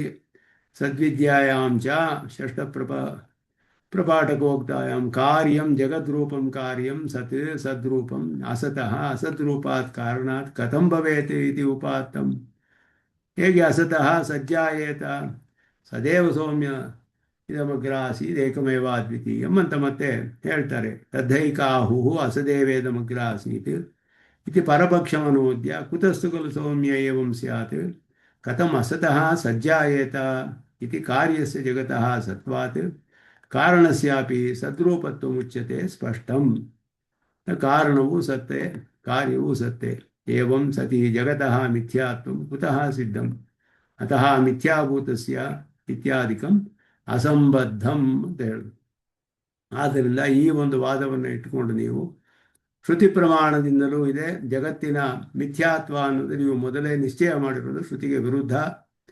ಆದ್ದರಿಂದ ಈ ವಾದವನ್ನು ಇಟ್ಟುಕೊಂಡು ನೀವು ಅವಿದ್ಯೆಯನ್ನು ಸ್ಥಾಪನೆ ಮಾಡೋಕ್ಕೆ ಸಾಧ್ಯವಿಲ್ಲ ಅನ್ನೋದನ್ನು ಇಲ್ಲಿ ಈ ಶ್ಲೋಕದಲ್ಲಿ ಹೇಳಿದ್ರು. ಅವಿದ್ಯಾ ನಿರಸನ ಮಾಡುವ ವಾದಗಳೇ ಈಗ ಒಂದೆಲ್ಲವೂ ಬರೋ ಅಂಥದ್ದು.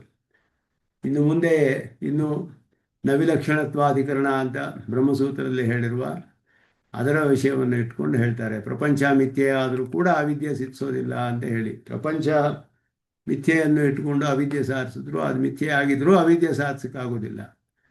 ಕಾರ್ಯಾಣಾಂ ಯತ್ಸ್ವರೂಪಂ ಕಿಮಪಿ ಗುಣಮಯಂ ಕಾರಣಂ ಕಾಪಿಲೋಕ್ತಂ ತತ್ಕ್ಷಿಪ್ತಂ ಆಕ್ಷಿಕಾದೇಹೇ ಕ್ರಿಮಿ ಮುಖ ಜನಿನ ಸೂತ್ರಕಾರೈ ದ್ವಿತೀಯೇ ತಸ್ಮಾತ್ ಮಿಥ್ಯಾತ್ಮಕಸ್ಯ ಸ್ವಯಂ ಅನುಪದಿಕಂ ಸತ್ಯಮೇವಾಸ್ತು ಸೂತಿಃ ಸತ್ಯೋಪಾದಾನವಾದೆ ಜಗದಪಿ ನಮೃಷ ಸ್ಯಾದಿತಿ ಇಷ್ಟಂ ತ್ರಿದಂ ನಃ. ಶ್ಲೋಕಗಳೆಲ್ಲ ಒಳ್ಳೆ ಕ್ಲಿಷ್ಟವಾದ ಶ್ಲೋಕಗಳು, ಯಾಕೆಂದರೆ ಇದೆಲ್ಲ ಪ್ರಬಲವಾದ ವಾದಗಳನ್ನೆಲ್ಲ ನಿರೂಪಣೆ ಮಾಡುವಂತಹ ಶ್ಲೋಕಗಳು. ನವಿಲಕ್ಷಣತ್ವಾಧಿಕರಣ ಅಂತ ಹೇಳುವುದು 2ನೇ ಅಧ್ಯಾಯದಲ್ಲಿ ಬರುವಂತಹದ್ದು. ಅದರಲ್ಲಿ ಏನು ಹೇಳಿದ್ದಾರೆ ಅಂತ ಹೇಳಿದ್ರೆ, ಲೋಕಕ್ಕೂ ಕಾರ್ಯಕ್ಕೂ ಕಾರಣಕ್ಕೂ ಸಾಲಕ್ಷಣ್ಯವಿರಬೇಕು ಅಂತ ಹೇಳೋದು ಸಾಂಖ್ಯರ ಮತ. ಸಾಲಕ್ಷಣ್ಯ ನಿಯಮ ಇರಬೇಕು. ಯಾವುದೋ ಕಾರಣದಿಂದ ಯಾವುದೋ ಕಾರ್ಯ ಉತ್ಪನ್ನವಾಗೋದಿಲ್ಲ. ಆದ್ದರಿಂದ ಈಗ ಹರಳಿನ ಬೀಜದಿಂದ ಹರಳೆಣ್ಣೆ ತೆಗಿಬೇಕು ಹೊರತು ಯಾವುದೋ ಕಲ್ಲಿನಿಂದ ಹರಳೆಣ್ಣೆ ತೆಗಿಯಕ್ಕಾಗೋದಿಲ್ಲ. ಕಾರ್ಯಕಾರಣಗಳಲ್ಲಿ ಒಂದು ನಿಯತವಾದ ಸಂಬಂಧ ಇರಬೇಕು, ಸಾಲಕ್ಷಣ್ಯ ನಿಯಮ ಇರಬೇಕು. ಕಾರಣದಲ್ಲಿರುವ ಗುಣಗಳು ಕಾರ್ಯದಲ್ಲಿ ಬರುತ್ತೆ. ಆ ಸಾಲಕ್ಷಣ್ಯ ನಿಯಮವಿದ್ದರೇ ಸಾಧ್ಯ ಕಾರ್ಯಕಾರಣಗಳನ್ನು ನಿರೂಪಣೆ ಮಾಡೋದಕ್ಕೆ. ಕಾರಣಗುಣ ಕಾರ್ಯೇ ಸಂಕ್ರಾಮಂತಿ ಇದೆಲ್ಲ ಕೂಡ ಒಪ್ಕೊಳ್ಳುವಂತಹ ನ್ಯಾಯಗಳು. ಈ ಜಗತ್ತೆಲ್ಲವೂ ಕೂಡ ತ್ರಿಗುಣಾತ್ಮಕವಾಗಿದೆ, ಎಲ್ಲಲ್ಲಿಯೂ ದೋಷವೇ ಇದೆ, ದುಃಖವಿದೆ. ಇಂತಹ ತ್ರಿಗುಣಾತ್ಮಕವಾದ ಜಗತ್ತಿಗೆ ತ್ರಿಗುಣಾತ್ಮಕವಾದ ಪ್ರಕೃತಿಯೇ ಕಾರಣವಾಗಿರಬೇಕೇ ಹೊರತು ಉಭಯಲಿಂಗ ವಿಶಿಷ್ಟನಾದ ಬ್ರಹ್ಮ ಹೇಗೆ ಕಾರಣ ಆಗ್ತಾನೆ ಅಂತ ಪ್ರಶ್ನೆ ಮಾಡ್ತಾರೆ. ಲೋಕವು ವಿಲಕ್ಷಣವಾಗಿದೆ, ಪ್ರಪಂಚವು ಬ್ರಹ್ಮಕ್ಕಿಂತ ಅತ್ಯಂತ ವಿಲಕ್ಷಣವಾಗಿದೆ. ಸಾಲಕ್ಷಣ್ಯ ನಿಯಮ ಎಲ್ಲಿದೆ? ಇಲ್ಲಿ ಕಾರ್ಯಕಾರಣ ಭಾವ ಹೇಳ್ತಿರಲ್ಲ, ಬ್ರಹ್ಮದಿಂದ ಹೇಗೆ ಸೃಷ್ಟಿಯಾಗಕ್ಕೆ ಸಾಧ್ಯ? ದೋಷವಿಲ್ಲದೆ ಇರುವ ನಿರ್ದುಷ್ಟನಾದ ಬ್ರಹ್ಮನಿಂದ ತ್ರಿಗುಣಾತ್ಮಕವಾದ ದೋಷಪೂರಿತವಾದ ಈ ಜಗತ್ತು ಹೇಗೆ ಸೃಷ್ಟವಾಗುತ್ತೆ ಅಂತ ನ ವಿಲಕ್ಷಣಾದಸ್ಯ ಅಂತ ಹೇಳಿ ಅಲ್ಲಿ ಆ ಅಧಿಕರಣದಲ್ಲಿ ಪೂರ್ವ ಪಕ್ಷ ಹಾಕೊಂಡು ದೃಶ್ಯತೆ ತೂ ಅಂತ ಸೂತ್ರಕಾರರು ಅದನ್ನು ನಿರಾಕರಣೆ ಮಾಡಿದ್ರು. ಸಾಲಕ್ಷಣ್ಯ ನಿಯಮ ಅನ್ನೋದು ಇಲ್ಲದೆ ಹೋದ್ರು ಕಂಡು ಬರುತ್ತೆ ಲೋಕದಲ್ಲಿ. ಹೇಗೆ ಅಂತ ಹೇಳಿದ್ರೆ, ಜೇನು ಹುಳುಗಳಿಂದ ಜೇನುತುಪ್ಪ ಉಂಟಾಗುತ್ತೆ. ಜೇನು ಹುಳುಗಳಿಂದ ಜೇನುತುಪ್ಪ ಹೇಗೆ ಉಂಟಾಗುತ್ತೆ? ಅದು ಆ ತುಪ್ಪಕ್ಕೂ ಜೇನು ಹುಳಕ್ಕೂ ಏನು ಸಾಲಕ್ಷಣ್ಯವಿದೆ ಅಂತ ಕೇಳ್ತಾರೆ. ಸಗಣಿಯಲ್ಲಿ ಚೇಳು ಹುಟ್ಟುತ್ತೆ, ಹುಳುಗಳೆಲ್ಲ ಹುಟ್ಟುತ್ತೆ. ಅದಕ್ಕೂ ಎಲ್ಲಿ ಸಾಲಕ್ಷಣ್ಯವಿದೆ? ಇದೆಲ್ಲ ಮುಂಡಕೋಪನಿಷತ್ತಲ್ಲಿ ಹೇಳುವಾಗ 3 ಉದಾಹರಣೆಗಳನ್ನು ಕೊಡ್ತಾರೆ. ಅದರಲ್ಲಿ ಒಂದು ಜೇಡರ ಹುಳು, ಅದರಲ್ಲಿ ಅದು ತಾನೇ ಉಪಾದಾನ ನಿಮಿತ್ತ ಎರಡೂ ಆಗುತ್ತೆ. ತನ್ನ ಬಲೆಯನ್ನು ತಾನೇ ಸೃಷ್ಟಿ ಮಾಡಿ ತನ್ನಲ್ಲಿಯೇ ಹೇಳ್ಕೊಳ್ಳುತ್ತೆ, ತನ್ನಲ್ಲಿಯೇ ತಾನೇ ಉಪಾದಾನ, ತಾನೇ ನಿಮಿತ್ತ. ಪದಾರ್ಥವು ಅದರಲ್ಲಿಯೇ ಇದೆ, ಅದರದೇ ಬದಲಾವಣೆ ಆಗಿ ಗೂಡನ್ನು ಕಟ್ಟುತ್ತೆ, ಆ ಬಲೆಯನ್ನು ಬೀಸುತ್ತೆ, ಮತ್ತೆ ತಾನೇ ನಿಮಿತ್ತ ಕಾರಣ. ಅದಕ್ಕೆ ಎರಡೂ ಆಗುತ್ತೆ. ಊರ್ಣನಾಭಿ ಎನ್ನುವ ದೃಷ್ಟಾಂತ. ಯಥೋರ್ಣನಾಭಿ ಸೃಜತೆ ಗೃಹ್ಣತೆ ಚ ಯಥಾ ಪೃಥಿವ್ಯಾಂ ಓಷಧಯ ಸಂಭವಂತಿ ಯಥಾ ಸತಃ ಪುರುಷಾತ್ ಕೇಶಲೋಮಾನಿ ತಥಾ ಅಕ್ಷರಾತ್ ಸಂಭವತೀಹ ವಿಶ್ವಂ ಅಂತ ಮಂತ್ರದಲ್ಲಿ ಅಕ್ಷರಶಬ್ದಿತನಾದವನ ಪರಮಾತ್ಮನ ಒಂದು ಜಗತ್ಕಾರಣತ್ವವನ್ನು ಹೇಳಿ, ಯದ್ಭೂತಯೋನಿಂ ಪರಿಪಶ್ಯಂತಿ ಧೀರಾಹ ಅಂತ ಹೇಳಿ, ಯಥಾ ಊರ್ಣನಾಭಿ ಸೃಜತೆ ಗೃಹ್ಣತೆ ಚ, ತಾನೇ ಸೃಷ್ಟಿ ಮಾಡುತ್ತೆ, ತಾನೇ ಉಪಸಂಹಾರ ಮಾಡಿಕೊಳ್ಳುತ್ತೆ. ಯಥಾ ಪೃಥಿವ್ಯಾಂ ಓಷಧಯ ಸಂಭವಂತಿ, ಅಚೇತನವಾದ ಪೃಥ್ವಿಯಿಂದ ಚೇತನವಾದ ಮರಗಿಡಗಳು ಹುಟ್ಟುತ್ತೆ. ಪೃಥಿವ್ಯಾಂ ಓಷಧಯ ಸಂಭವಂತಿ. ಯಥಾ ಸತಃ ಪುರುಷಾತ್ ಕೇಶಲೋಮಾನಿ, ಚೇತನನಾದ ಪುರುಷನಿಂದ ಅಚೇತನವಾದ ಉಗುರು ಕೂದಲು ಎಲ್ಲ ಹುಟ್ಟುತ್ತೆ. ಚೇತನದಿಂದ ಅಚೇತನ ಬರುತ್ತೆ, ಅಚೇತನದಿಂದ ಚೇತನ ಬರುತ್ತೆ. ಎಲ್ಲವೂ ಸಾಧ್ಯ ಲೋಕದಲ್ಲಿ. ತಥಾ ಅಕ್ಷರಾತ್ ಸಂಭವತೀಹ ವಿಶ್ವಂ, ಹೀಗೆ ಅಕ್ಷರ ಶಬ್ದನಾಥ ಬ್ರಹ್ಮನಿಂದ ವಿಶ್ವವೆಲ್ಲ ಸೃಷ್ಟಿಯಾಗುತ್ತೆ. ಹೇಗೆ ಬೇಕಾದರೂ ಸಾಲಕ್ಷಣ್ಯ ನಿಯಮ ನೀವು ಈ ರೀತಿ ಹೇಳೋದಕ್ಕಾಗೋದಿಲ್ಲ, ವಾದ ಮಾಡೋದಕ್ಕೆ ಅಂತ ಕೃತಿಯಲ್ಲಿ ಹೇಳಿದೆ. ಆದ್ದರಿಂದ ಇಲ್ಲಿ ಆ ವಿಲಕ್ಷಣತ್ವಾಧಿಕರಣವನ್ನು ಇಟ್ಟುಕೊಂಡು ಇಲ್ಲಿ ಸಾಂಖ್ಯರ ಮತದನ್ನು ಇಟ್ಟುಕೊಂಡು ಅದನ್ನು ಇಲ್ಲಿ ಸ್ವಲ್ಪ ವಿಚಾರ ಮಾಡ್ತಾರೆ. ಅಸತ್ಯವಾದ ಪ್ರಪಂಚಕ್ಕೆ ಅಸತ್ಯವಾದ ಅವಿದ್ಯೆಯೇ ಉಪಾದಾನ ಆಗಕ್ಕೆ ಸಾಧ್ಯ ಅನ್ನೋ ವಾದವನ್ನು ಇಲ್ಲಿ ನಿರಾಕರಿಸ್ತಾರೆ. ಆ ನಿಯಮ ಏನು ಇಲ್ಲ ಅಂತ ಹೇಳಿ, ಕಾರ್ಯಾಣಾಂ ಸ್ವರೂಪಂ ಗುಣಮಯಂ ಕಿಮಪಿ ಕಾರಣಂ ಯತ್ ಕಾಪಿಲೋಕ್ತಂ, ಕಾರ್ಯವು ಹೇಗಿದೆಯೋ ಅದೇ ರೂಪವನ್ನು ಹೊಂದಿರುವ ತ್ರಿಗುಣಾತ್ಮಕವಾದ ಯಾವುದೋ ಕಾರಣವೇ ಇರಬೇಕು ಲೋಕಕ್ಕೆ ಅಂತ ಸಾಂಖ್ಯರು ಹೇಳಿದ್ರು, ಕಪಿಲರು ಸಾಂಖ್ಯರು ಅವರು ಹೇಳಿದ್ರು. ಆದ್ದರಿಂದ ಪ್ರಕೃತಿಯೇ ಜಗತ್ಕಾರಣ, ಜಗತ್ತು ತಾನೇ ಪ್ರಕೃತಿ ಪರಿಣಾಮ ಹೊಂದಿ ಜಗತ್ತಾಗಿದೆ.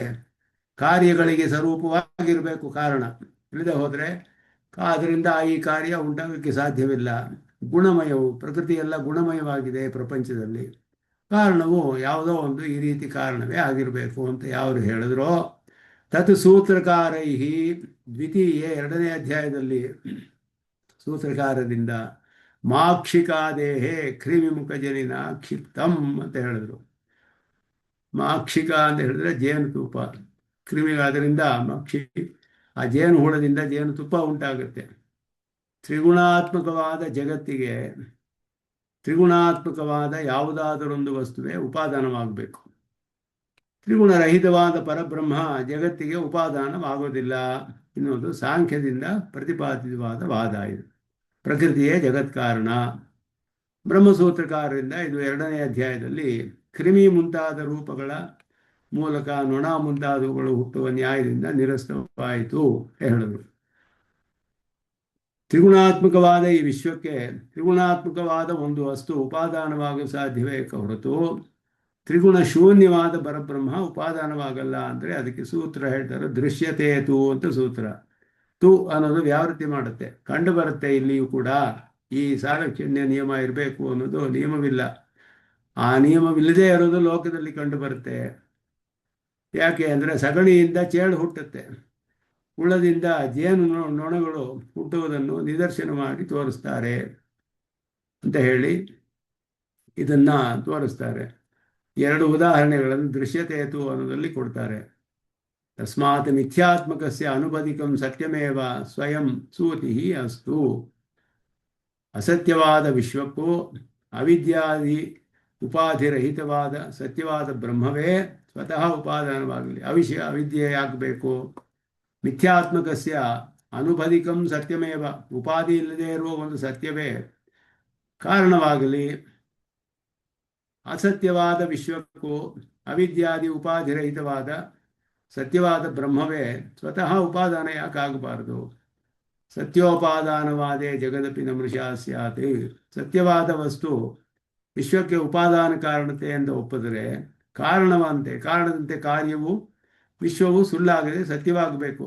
ಇದು ನಿಮಗೆ ಇಷ್ಟವಾಗೋದಿಲ್ಲ. ಇದಂತೂ ನಹ ಇಷ್ಟಂ, ನಮಗೆ ಸಮ್ಮತವೇ ಹೊರತು ನಿಮಗೆ ಸಮ್ಮತವಾಗೋದಿಲ್ಲ. ಉಪಾದಾನ ಉಪಾದೇಯಕ್ಕೆ ಸಾಮ್ಯವನ್ನು ಒಪ್ಪಿ ಜಗತ್ಸತ್ಯವನ್ನು ಬೇಕಾದರೆ ಒಪ್ಕೊಳ್ಳಿ. ಸಾನ್ಯವನ್ನು ನಿರಾಕರಣೆ ಮಾಡಿದ್ರೆ ಮಿಥ್ಯಾಭೂತವಾದ ಜಗತ್ತಿಗೆ ಸತ್ಯವಾದ ಬ್ರಹ್ಮವನ್ನೇ ಉಪಾದಾನ ಅಂತ ಒಪ್ಕೊಳ್ಳಿ. ಇದನ್ನು ಬಿಟ್ಟು ವಿಶುದ್ಧವಾದ ಬ್ರಹ್ಮನಿಗೆ ಅವಿದ್ಯಾ ಅನ್ನೋ ದೋಷವನ್ನು ಯಾಕೆ ಅಂಗೀಕಾರ ಮಾಡ್ತಾ ಇದ್ದೀರಾ ಅನ್ನೋದು ಇಲ್ಲಿ. ಮಿಥ್ಯಾಭೂತವಾದ ಜಗತ್ತಿಗೆ ಬ್ರಹ್ಮವೇ ಉಪಾದಾನ ಅಂತ ಹೇಳಿ ಇನ್ನೊಂದು ಅವಿದ್ಯೆಯನ್ನು ಮಿಥ್ಯೆಯನ್ನು ಕಲ್ಪನೆ ಮಾಡಿಕೊಂಡು ಆ ಮಿಥ್ಯೆಯಾದ ಅವಿದ್ಯೆ ಇದಕ್ಕೆ ಕಾರಣ ಅಂತ ಯಾಕೆ ಹೇಳಬೇಕು? ಹೆಂಗೂ ಜಗತ್ತು ಮಿಥ್ಯೆ, ಆದ್ದರಿಂದ ಸತ್ಯವಾದ ಬ್ರಹ್ಮವೇ ಉಪಾದಾನ ಅಂತ ಯಾಕೆ ಹೇಳಬಾರ್ದು? ಅದರ ಜೊತೆ ಒಂದು ಮಿಥ್ಯೆಯಾದ ಅವಿದ್ಯೆಯನ್ನು ಸೇರಿಸಿ ಆ ವಿದ್ಯೆಯಿಂದ ಈ ಮಿಥ್ಯೆಯಾದ ಜಗತ್ತು ಸೃಷ್ಟಿಯಾಗುತ್ತೆ, ಈ ರೀತಿ ವಾದ ಯಾಕೆ ಹೇಳಬೇಕು ನೀವು? ಅವಿದ್ಯೆಯನ್ನು ತೆಗೆದುಬಿಟ್ಟು ಜಗತ್ತು ಹೆಂಗೂ ಮಿಥ್ಯೆ, ಸತ್ಯವಾದ ಬ್ರಹ್ಮವೇ ಮಿಥ್ಯೆ ಅಂತ ಯಾಕೆ ಹೇಳಬಾರ್ದು? ನೀವು ಮಿಥ್ಯೆಯಾದ ಜಗತ್ತಿಗೆ ಕಾರಣ ಅಂತ ಯಾಕೆ ಹೇಳಬಾರ್ದು? ಇಲ್ಲ ಅಂದರೆ ಎರಡೂ ಒಪ್ಕೊಳ್ಳಿ, ಸತ್ಯ ಅಂತ ಹೇಳ್ಬಿಟ್ಟು. ಉಪಾದೇಯಗಳಿಗೆ ಉಪಾದಾನಕ್ಕೂ ಸಾಮ್ಯವನ್ನು ಒಪ್ಪಿ ಜಗತ್ ಸತ್ಯತ್ವವನ್ನು ಒಪ್ಕೊಳ್ಬೇಕು. ಅವಾಗ ಜಗತ್ ಸತ್ಯತ್ವವನ್ನು ಒಪ್ಕೊಳ್ಬೇಕು. ಇಲ್ಲ ಅಂದರೆ ಜಗತ್ತು ಮಿಥ್ಯೆ ಆದರೆ ಅದಕ್ಕೆ ಇನ್ನೊಂದು ದೋಷವನ್ನು ಹುಡುಕಿ ಅವಿದ್ಯೆ ಅಂತ ಕಲ್ಪನೆ ಮಾಡಿ ಅದರಿಂದ ಬ್ರಹ್ಮಕ್ಕೆ ಒಂದು ದೋಷವನ್ನು ಉಂಟು ಮಾಡಿ ಅದರಿಂದ ನಮಗೆ ಉಪಾದಾನ ಕಾರಣ. ಈಗ ಯಾಕೆ ಹೇಳಬೇಕು ನೀವು ಅನ್ನೋದು ಇಲ್ಲಿ ಹೇಳ್ತಾ ಇದ್ದಾರೆ. ಇದು ವಿಸ್ತಾರವಾಗಿ ಸಂಸ್ಕೃತದಲ್ಲಿ ಬಹಳ ವಿಸ್ತಾರವಾಗಿ ಸ್ಪಷ್ಟವಾಗಿ ಬರುತ್ತೆ. ಇದ್ರದ್ದು ಅರ್ಥಗಳು ಕನ್ನಡದಲ್ಲಿ ಬಹಳ ಸಂಗ್ರಹವಾಗಿದೆ. ಅದರಿಂದ ಸ್ವಲ್ಪ ಫಾಲೋ ಮಾಡೋದು ಕಷ್ಟ ಆಗ್ಬೋದು. ಕನ್ನಡದಲ್ಲಿ, ಸಂಸ್ಕೃತದಲ್ಲಿ ವಿಸ್ತಾರವಾಗಿ ಹೇಳ್ತಾರೆ ಇದನ್ನು.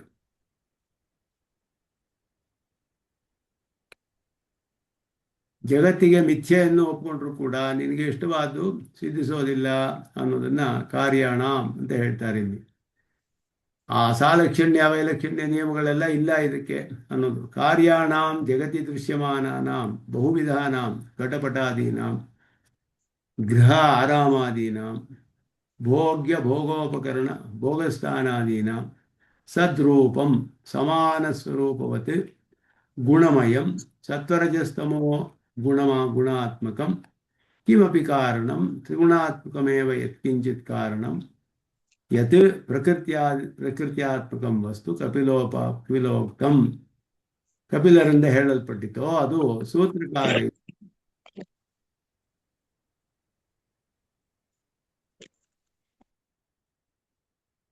ಶಾರೀರಿಕ ಮೀಮಾಂಸಾ ಸೂತ್ರಕಾರೈಃ ಬಾದರಾಯಣ ಮುನಿಭಿಃ ದ್ವಿತೀಯಾಧ್ಯಾಯೇ ವಿಶಿಷ್ಯ ಪ್ರಥಮಪಾದೆ ತೃತೀಯಾಧಿಕರಣೆ ಮಾಕ್ಷಿಕಾದೇಃ ಮಧುಮಕ್ಷಿಕಾದೇಃ ಕೃಮಿಮುಖಜನಿನ ಕೃಮಿಪ್ರಭೃತಿಭ್ಯಃ ಉತ್ಪತ್ತಿ ಪ್ರದರ್ಶನೇನ ಕ್ಷಿಪ್ತಂ ನಿರಸ್ತಂ. ಮಧು ಮಕ್ಷಿಕಾ ಮೊದಲಾದದ್ದೆಲ್ಲ ಜೇನುತುಪ್ಪ ಹುಳುಗಳು ಇವುಗಳೆಲ್ಲ ಸೃಷ್ಟಿಯಾಗೋದು ಒಂದಕ್ಕೂ ವಿಲಕ್ಷಣವಾಗಿ ಸೃಷ್ಟಿ ಆಗುತ್ತೆ. ಅದು ಈ ಸೃಷ್ಟಿಯಾಗೋದು ವಿಲಕ್ಷಣವಾಗಿ ಇದೆಯಲ್ಲ, ಆದ್ದರಿಂದ ನೀವು ಹೇಳೋದು ಮಿಥ್ಯೆಯಾದ ಜಗತ್ತಿಗೆ ಮಿಥ್ಯೆಯಾದದ್ದೇ ಕಾರಣವಾಗಿರಬೇಕು ಅನ್ನೋದು ಬೇಕಾಗಿಲ್ಲ. ಸೂತ್ರಕಾರರನ್ನು ತಳ್ಳಿ ಹಾಕಿದ್ದಾರೆ. ಆದ್ದರಿಂದ ಸತ್ಯವಾದ ಬ್ರಹ್ಮವೇ ಆಗ್ಬೋದು ಅಂತ ಯಾಕೆ ಹೇಳಬಾರ್ದು ನೀವು ಅಂತ ಇಲ್ಲಿ ಪ್ರಶ್ನೆ ಮಾಡ್ತಾ ಇದ್ದಾರೆ.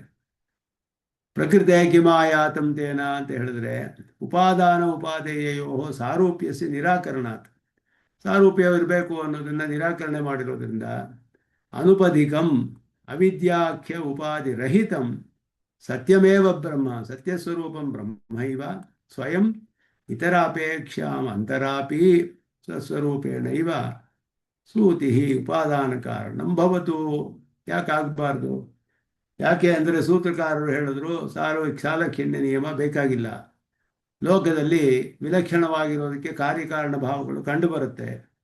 ವಿಲಕ್ಷಣವಾದ್ದರಿಂದ ವಿಲಕ್ಷಣವಾದದ್ದು ಉತ್ಪತ್ತಿಯಾಗಬಹುದು. ಆ ರೀತಿ ನಿಯಮವೇನೂ ಇಲ್ಲ. ಉಪನಿಷತ್ತು ಅದನ್ನು ಹೇಳುತ್ತೆ. ಚೇತನದಿಂದ ಅಚೇತನ, ಅಚೇತನದಿಂದ ಚೇತನ ಎಲ್ಲ ಆಗ್ಬೋದು ಅಂತ ಹೇಳಿದೆ. ಲೋಕದಲ್ಲಿ ಕಂಡು ಬರುತ್ತೆ. ಸಾಲಕ್ಷಣ್ಯ ನಿಯಮ ಯಾಕಿರಬೇಕು? ಬೇಕಾಗಿಲ್ಲ. ಆದ್ದರಿಂದ ನೀವು ಅವಿದ್ಯೆ ಅನ್ನೋದನ್ನು ಯಾಕೆ ಕಲ್ಪನೆ ಮಾಡಬೇಕು?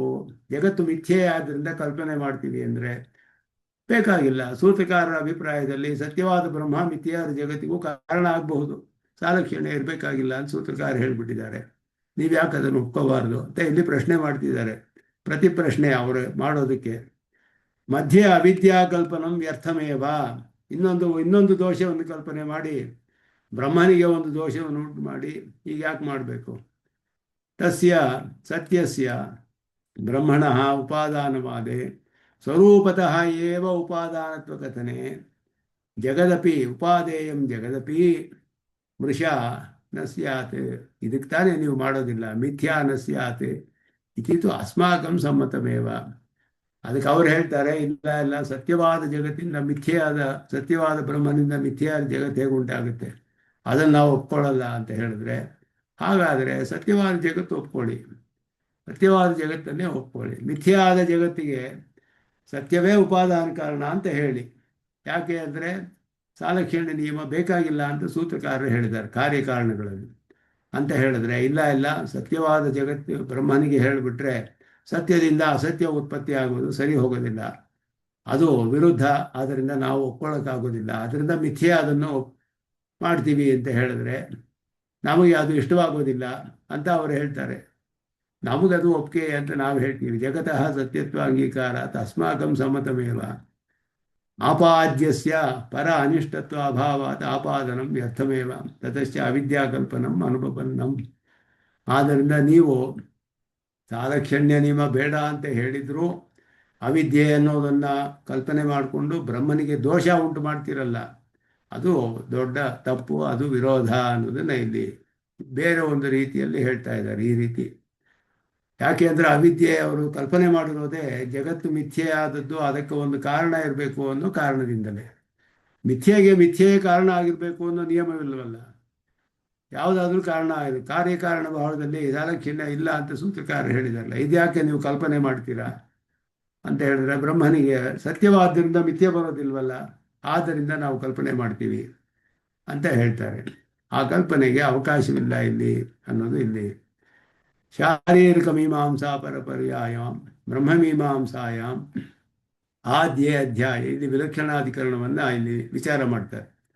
ಇಲ್ಲಿ ಮೊದಲ ಅಧ್ಯಾಯದಲ್ಲಿ ನಿಖಿಲ ಚೇತನಾಚೇತನ ವಿಲಕ್ಷಣಂ ಬ್ರಹ್ಮೈವ ಜಗದುಪಾದಾನಂ. ನಿಖಿಲ ಚೇತನಾಚೇತನಗಳಿಗಿಂತ ವಿಲಕ್ಷಣವಾದ ಬ್ರಹ್ಮವೇ ಜಗತ್ತಿಗೆ ಉಪಾದಾನ. ನತು ಸಾಂಖ್ಯ ಪ್ರೋಕ್ತಂ ತ್ರಿಗುಣಾತ್ಮಕಂ ಜಡದ್ರವ್ಯಂ ಇತಿ ವಿಸ್ತರೇಣ ಪ್ರತ್ಯಪಾದಿ. 4 ಪಾದಗಳಲ್ಲಿ ಸ್ಪಷ್ಟವಾಗಿ ಅನೇಕ ಶ್ರುತಿವಾಕ್ಯಗಳನ್ನು ತೆಗೆದುಕೊಂಡು ಬ್ರಹ್ಮವೇ ಜಗತ್ಕಾರಣ ಅನ್ನೋದನ್ನು ಸ್ಪಷ್ಟವಾಗಿ ಸೂತ್ರಕಾರರು ಸ್ಥಾಪನೆ ಮಾಡಿದ್ದಾರೆ. ತದನಂತರಂ ಉಕ್ತಾರ್ಧ ದಾರ್ಢ್ಯಾಯ, ಉಕ್ತ ಹೇಳಿದ ಪದ ವಿಷಯಗಳೆಲ್ಲ ದೃಢವಾಗಿ ಸ್ಥಾಪನೆ ಮಾಡೋಕ್ಕೋಸ್ಕರ ಉಕ್ತೇ ಅರ್ಥೆ ಸ್ಮೃತ್ಯಾದಿ ವಿರೋಧ ಪರಿಹಾರಾಯ ದ್ವಿತೀಯಾಧ್ಯಾಯ ಪ್ರಾರಬ್ಧ. ಅಂದರೆ ಇಲ್ಲಿ 2ನೇ ಅಧ್ಯಾಯದಲ್ಲಿ ಆರಂಭದಲ್ಲಿ ಸ್ಮೃತಿ ಮೊದಲಾದವುಗಳು ಕಪಿಲ ಸ್ಮೃತಿ. ಆದ್ದರಿಂದ ನಿಮಗೆ ಸ್ಮೃತಿಯನ್ನು, ನಾವು ಕಪಿಲ ಸ್ಮೃತಿಯನ್ನು ಅಂಗೀಕಾರ ಮಾಡದೆ ಹೋದರೆ ಬರೋ ದೋಷ ಬರುತ್ತೆ. ಪ್ರಕಿಲರು ಋಷಿಗಳು ಅದು ಹೇಗೆ ನೀವು ನೋಡ್ತೀರಾ ಅಂತ ಹೇಳಿದ್ರೆ, ಸ್ಮೃತಿ ಅನವಕಾಶ ದೋಷ ಪ್ರಸಂಗಾರಿತಿ ಚೇತ್ ಅನ್ಯ ಸ್ಮೃತಿ ಅನವಕಾಶ ದೋಷ ಪ್ರಸಂಗಾತ್ ಅಂತ ಸೂತ್ರ ಆರಂಭಿಸ್ತಾರೆ. ಈ ಕಪಿಲರ ಋಷಿಗಳು ಅವರ ಸ್ಮೃತಿಗೆ ಅವಕಾಶವಿಲ್ಲದೆ ಹೋಗ್ಬಿಡುತ್ತೆ. ನೀವು ಈ ರೀತಿ ಮಾಡಿದ್ರೆ ಅವರು ಹೇಳಿರೋದನ್ನು ಒಪ್ಕೊಳ್ಬೇಕು ಅಂತ ಹೇಳಿದ್ರೆ ಮನುಸ್ಮೃತಿ ಮೊದಲಾದದಕ್ಕೆ ಅವಾಗ ಜಾಗ ಇರೋದಿಲ್ಲ. ವೇದಕ್ಕೆ ಅನುಗುಣವಾದ ಪರಮ ಪ್ರಮಾಣ ಅಂತ ಎಲ್ಲರೂ ಒಪ್ಕೊಂಡಿರುವ ಮನುಸ್ಮೃತಿ ಮೊದಲಾದವುಗಳಿಗೆ ಅವಕಾಶವಿಲ್ಲದೆ ಹೋಗಿರೋದ್ರಿಂದ ಕಪಿಲ ಸ್ಮೃತಿಯು ವೇದಕ್ಕೆ ವಿರುದ್ಧವಾಗಿದ್ದರಿಂದ ನಿರಾಕರಣೆ ಮಾಡ್ತೀವಿ ಅಂತ ಸೂತ್ರಕಾರರು ಸ್ಪಷ್ಟವಾಗಿ ಸ್ಥಾಪನೆ ಮಾಡೋದು. ಅಲ್ಲಿ ಮೊದಲು ಪ್ರಥಮಂ ಸಾಂಖ್ಯ ಸ್ಮೃತಿ ವಿರೋಧ ಪರಿಹಾರಾಯ ಪ್ರಥಮ ಪಾದ ಪ್ರಾವರ್ತತ. ಸಾಂಖ್ಯ ಸ್ಮೃತಿಗೆ ವಿರೋಧವನ್ನು ಪರಿಹಾರ ಮಾಡೋದು ಅದರಲ್ಲಿರುವಂತಹದ್ದು. ತತ್ಪ್ರಸಂಗಾದೇವ ಕಾಪಿಲತಂತ್ರಸ್ಯ ತರ್ಕಾನುಗುಣತ್ವಾತ್. ಕಪಿಲರ ಸಿದ್ಧಾಂತವು ತರ್ಕವನ್ನೇ ಅವಲಂಬಿಸುತ್ತೆ ಪ್ರಧಾನವಾಗಿ. ವ್ಯಾಸತಂತ್ರಸ್ಯ ತರ್ಕ ಅನನುಗುಣತ್ವಾಚ ಆಕ್ಷಿಪ್ಯತೆ ನ ವಿಲಕ್ಷಣತ್ವಾತ್. ಕಪಿಲರು ಸಾಧಿಸಿರುವ ಅವರ ಸ್ಮೃತಿಯಲ್ಲಿ ಹೇಳಿರುವ ವಿಷಯವೇ ತರ್ಕಕ್ಕೆ ಅನುಗುಣವಾಗಿದೆ. ವ್ಯಾಸರೇ ಹೇಳಿರೋದು ತರ್ಕಕ್ಕೆ ವಿರುದ್ಧ ಅಂತ ಹೇಳಿ ನವಿಲಕ್ಷಣತ್ವಾದಸ್ಯ ತಥಾತ್ವಂಚ ಶಬ್ದಾತ್ ಅಂತ ಸೂತ್ರದಲ್ಲಿ 3ನೇ ಅಧಿಕರಣದಲ್ಲಿ ಪೂರ್ವ ಪಕ್ಷವನ್ನು ಹಾಕೊಂಡು ನ ಅಂತ ಹೇಳಿದ್ರೆ ಬ್ರಹ್ಮ ಜಗತ್ಕಾರಣಂ ನ ಅಂತ ಅರ್ಥ. ಯಾಕೆ ಅಂದರೆ ವಿಲಕ್ಷಣತ್ವಾತ್ ಅಸ್ಯ. ಜಗತ್ತು ವಿಲಕ್ಷಣವಾದ್ದರಿಂದ ಬ್ರಹ್ಮ ಜಗತ್ಕಾರಣ ಆಗಕ್ಕೆ ಸಾಧ್ಯವಿಲ್ಲ.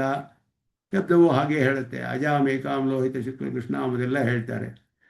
ಅಜ ಅನ್ನೋದು ಪ್ರಕೃತಿಯಿಂದಲೇ ಎಲ್ಲ ಸೃಷ್ಟಿಯಾಗಿದೆ ಅಂತ ಹೇಳಿದೆ ಶ್ರುತಿ. ಅಜಾಮೇಕಾಂ ಲೋಹಿತ ಶುಕ್ಲ ಕೃಷ್ಣಾಂ ಬಹ್ವೀಂ ಪ್ರಜಾಂ ಜನಯಂತೀಂ ಸ್ವರೂಪವಾದ ಅನೇಕವನ್ನು ತಾನೇ ಸೃಷ್ಟಿ ಮಾಡುತ್ತೆ ಅಜ ಅಂತ ಹೇಳಿದೆಯಲ್ಲ ಪ್ರಕೃತಿ ಅಂತ ಹೇಳಿದ್ರೆ, ಆ ಪ್ರಕೃತಿ ಅನ್ನೋದು ಬ್ರಹ್ಮಾತ್ಮಕವಾದ ಪ್ರಕೃತಿ, ಅಬ್ರಹ್ಮಾತ್ಮಕವಾದ್ದಲ್ಲ. ಸಾಂಖ್ಯರು ಬ್ರಹ್ಮವನ್ನೇ ಒಪ್ಕೊಳ್ಳದೆ ಇರೋದ್ರಿಂದ ಬರೀ ಪ್ರಕೃತಿ ಅಂತ ಹೇಳ್ತಾರೆ, ಅರ್ಥ ಮಾಡ್ತಾರೆ. ಅದು ವಿರೋಧ. ಅದನ್ನೆಲ್ಲ ಅಲ್ಲಿ ವಿಚಾರ ಮಾಡಿ ಸೂತ್ರಕಾರರು ಅದನ್ನು ತಳ್ಳಿ ಹಾಕ್ತಾರೆ. ಮೃದಃ ಜಾತಂ ಮೃದೇವ ಭವತಿ, ಸುವರ್ಣಾತ್ ಜಾತಂ ಸುವರ್ಣಮೇವ ಭವತಿ. ಇದು ಸಾಲಕ್ಷಣ್ಯ ನಿಯಮ. ಸ್ವರೂಪವಾಗಿರಬೇಕು. ಮಣ್ಣಿನಿಂದ ಹುಟ್ಟಿದ್ದು ಮಣ್ಣೇ ಆಗಿರುತ್ತೆ, ಚಿನ್ನದಿಂದ ಮಾಡಿದ್ರೆ ಚಿನ್ನವೇ ಆಗಿರಬೇಕು. ಏವ ಉಪಾದಾನೋಪಾದೇಯೋ ಸಾಜಾತ್ಯಂ ದೃಷ್ಟಂ. ಒಂದೇ ಜಾತಿಗೆ ಸೇರಿದ ಪದಾರ್ಥಗಳಾಗಿವೆ. ಅತಃ ತ್ರಿಗುಣಾತ್ಮಕಸ್ಯ ಜಗತಃ ಉಪಾದಾನಮಪಿ ತ್ರಿಗುಣಾತ್ಮಕಮೇವ ಸ್ಯಾತ್. ಇದೇ ವಿಲಕ್ಷಣತ್ವಾಧಿಕರಣದ ವಿಷಯ ಇದೆಲ್ಲ ಪೂರ್ವಪಕ್ಷ. ಇದಂ ಹಿ ಪ್ರತ್ಯಕ್ಷತಃ ಪ್ರತಿಪನ್ನಂ ಜಗತ್ತೆ ಸುಖ ದುಃಖ ಮೋಹಾತ್ಮಕಂ ದೃಷ್ಟಂ. ಜಗತ್ತೆಲ್ಲ ಸುಖ ದುಃಖ ಮೋಹವೇ ಇದೆ ಇಲ್ಲೆಲ್ಲೂ. ಸರ್ವಂ ಹಿ ಸುಜಾತಂ ಕಸ್ಯಚಿತ್ ಚೇತನಸ್ಯ ಸುಖಾಯ ದುಃಖಾಯ ಮೋಹಾಯ ವಾ ಭವತಿ ಸರ್ವಾನುಭವ ಸಿದ್ಧ. ಸುಖ ಹೇತು ಸತ್ವಂ, ದುಃಖ ಹೇತು ರಜಃ, ಮೋಹೇತು ತಮ ಇತಿ ಸಾಂಖ್ಯ ಸಿದ್ಧಾಂತೆ ಪ್ರೋಚ್ಯತೆ. ಅಸ್ಮತ್ ಸಿದ್ಧಾಂತ ಸಮ್ಮತಂಚ ಏತತ್. ಗೀತೆಯಲ್ಲಿ ಹೇಳಿದೆ ಸತ್ವಂ ಸುಖೇ ಸಂಜಯತಿ ಇತಿ ಆರಭ್ಯ ರಜಸಸ್ತು ಫಲಂ ದುಃಖಂ ಅಜ್ಞಾನಂ ತಮಸ ಫಲಂ. ಗೀತೆಯಲ್ಲಿ ತಮಸ್ಸಿನಿಂದ ಅಜ್ಞಾನ ಉಂಟಾಗುತ್ತೆ, ಇದೆಲ್ಲ ಕೂಡ ಹೇಳಿದೆ. ನಾವು ನಮ್ಮ ಸಿದ್ಧಾಂತದಲ್ಲೂ ಇದೆ ಭಗವದ್ಗೀತೆಯಲ್ಲಿ. ಏವಂ ಸುಖ ದುಃಖ ಮೋಹಾತ್ಮಕಸ್ಯ ಜಗತಃ ಉಪಾದಾನಭೂತಮಪಿ ವಸ್ತು ತಾದೃಶಮೇವ ಸ್ಯಾತ್. ಹಂಗೆ ತಾನೇ ಇರಬೇಕು. ಇದು ಸಾಂಖ್ಯರವಾದ. ಬ್ರಹ್ಮತು ನಿರ್ಗುಣಂ ಗುಣಾತೀತಂ ತ್ರಿಗುಣರಹಿತಂ. ಅತಃ ತ್ರಿಗುಣಾತ್ಮಿಕ ಪ್ರಕೃತಿರೇವ ಉಪಾದಾನಂ ನ ಬ್ರಹ್ಮ ಇತಿ ಪೂರ್ವ ಪಕ್ಷೆ. ಅಂದ್ರೆ ಇಷ್ಟು ಕೂಡ ಪೂರ್ವ ಪಕ್ಷ. ಬ್ರಹ್ಮವೇ ಜಗತ್ತಿಗೆ ಕಾರಣ ಆಗಕ್ಕೆ ಸಾಧ್ಯವೇ ಇಲ್ಲ, ತ್ರಿಗುಣಾತ್ಮಕವಾದ ಪ್ರಕೃತಿಯೇ ಆಗಬೇಕು ಅಂತ ಹೇಳಿ. ಅದಕ್ಕೆ ಒಂದು ಸೂತ್ರದಲ್ಲಿ ಹೇಳಿದ್ರು ದೃಶ್ಯತೆ ತೂ ಅಂತ ಹೇಳಿದ್ರು. ತು ಶಬ್ದವು ಇದನ್ನು ವ್ಯಾವೃತ್ತಿ ಮಾಡುತ್ತೆ. ದೃಶ್ಯತೆ ಹಿ ಲೋಕೆ ವಿಲಕ್ಷಣಯೋ ಅಪಿ ಉಪಾದಾನ ಉಪಾದೇಯ ಭಾವ. ವಿಲಕ್ಷಣವಾದದ್ದಕ್ಕೂ ಕಾರ್ಯಕಾರಣ ಭಾವ ಕಂಡುಬರುತ್ತೆ ಲೋಕದಲ್ಲಿ. ಕ್ರಿಮಿಭ್ಯ ಮಾಕ್ಷಿಕಾದಿ ಗೋಮಯ ವೃಶ್ಚಿಕಾದಿಶ್ಚ. ಎಲ್ಲ ಸಗಣಿಯಲ್ಲಿ ಚೇಳು ಹುಟ್ಟುತ್ತೆ ಅನ್ನೋದೆಲ್ಲ ನೋಡ್ತೀವಿ ಅನುಭವದಲ್ಲಿ. ಇದೆಲ್ಲವೂ ಕಂಡುಬರೋದ್ರಿಂದ ಶ್ರುತಿರಪಿ ಯಥೋರ್ಣನಾಭಿ ಜೊತೆ ಗೃಹತೆ ಚ ಯಥಾ ಪೃಥಿವ್ಯಾಮೌಷಧೇ ಸಂಭವಂತಿ ಯಥಾ ಸತಃ ಪುರುಷಾತ್ ಕೇಶಲೋಮಾನಿ ತಥಾ ಅಕ್ಷರಾತ್ ಸಂಭವತೀಹ ವಿಶ್ವಂ ಇತಿ. ಅಚೇತನಾಂಶಸ್ಯ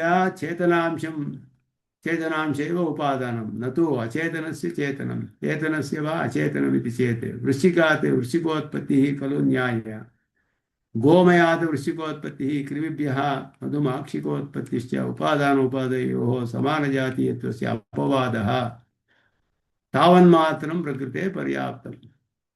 ಅಂದರೆ ಇಲ್ಲಿ ಏನು ಹೇಳಬೇಕು ಅಂತ ಹೇಳಿದ್ರೆ, ವೇದಾಂತಿನಾಂತೂ ಸರ್ವಮಪಿ ಜಗತ್ ಚೇತನಾತ್ಮಕಮೇವ. ಚೇತನಾತ್ಮಕವಾದದ್ದೇ ಜಗತ್ತು. ಯಾವನ್ ಮುಕ್ತಿ ತಯೋ ಪೃಥಕ್ಕರಣಂ ಸಂಭವತ್ಯೇವ. ಬೇರೆ ಪಡಿಸೋದಕ್ಕಾಗುವುದಿಲ್ಲ ಮೋಕ್ಷದವರೆಗೂ. ವಿಶಿಷ್ಯತೆ ಸಿದ್ಧಾಂತೆ ಚೇತನೆ ದ್ವೇ ಅಪಿ ಭಗವತ್ ಶರೀರ ಭೂತೆ ಅಪೃಥಕ್ ಸಿದ್ಧ ವಿಶೇಷಣ ಭೂತೆ.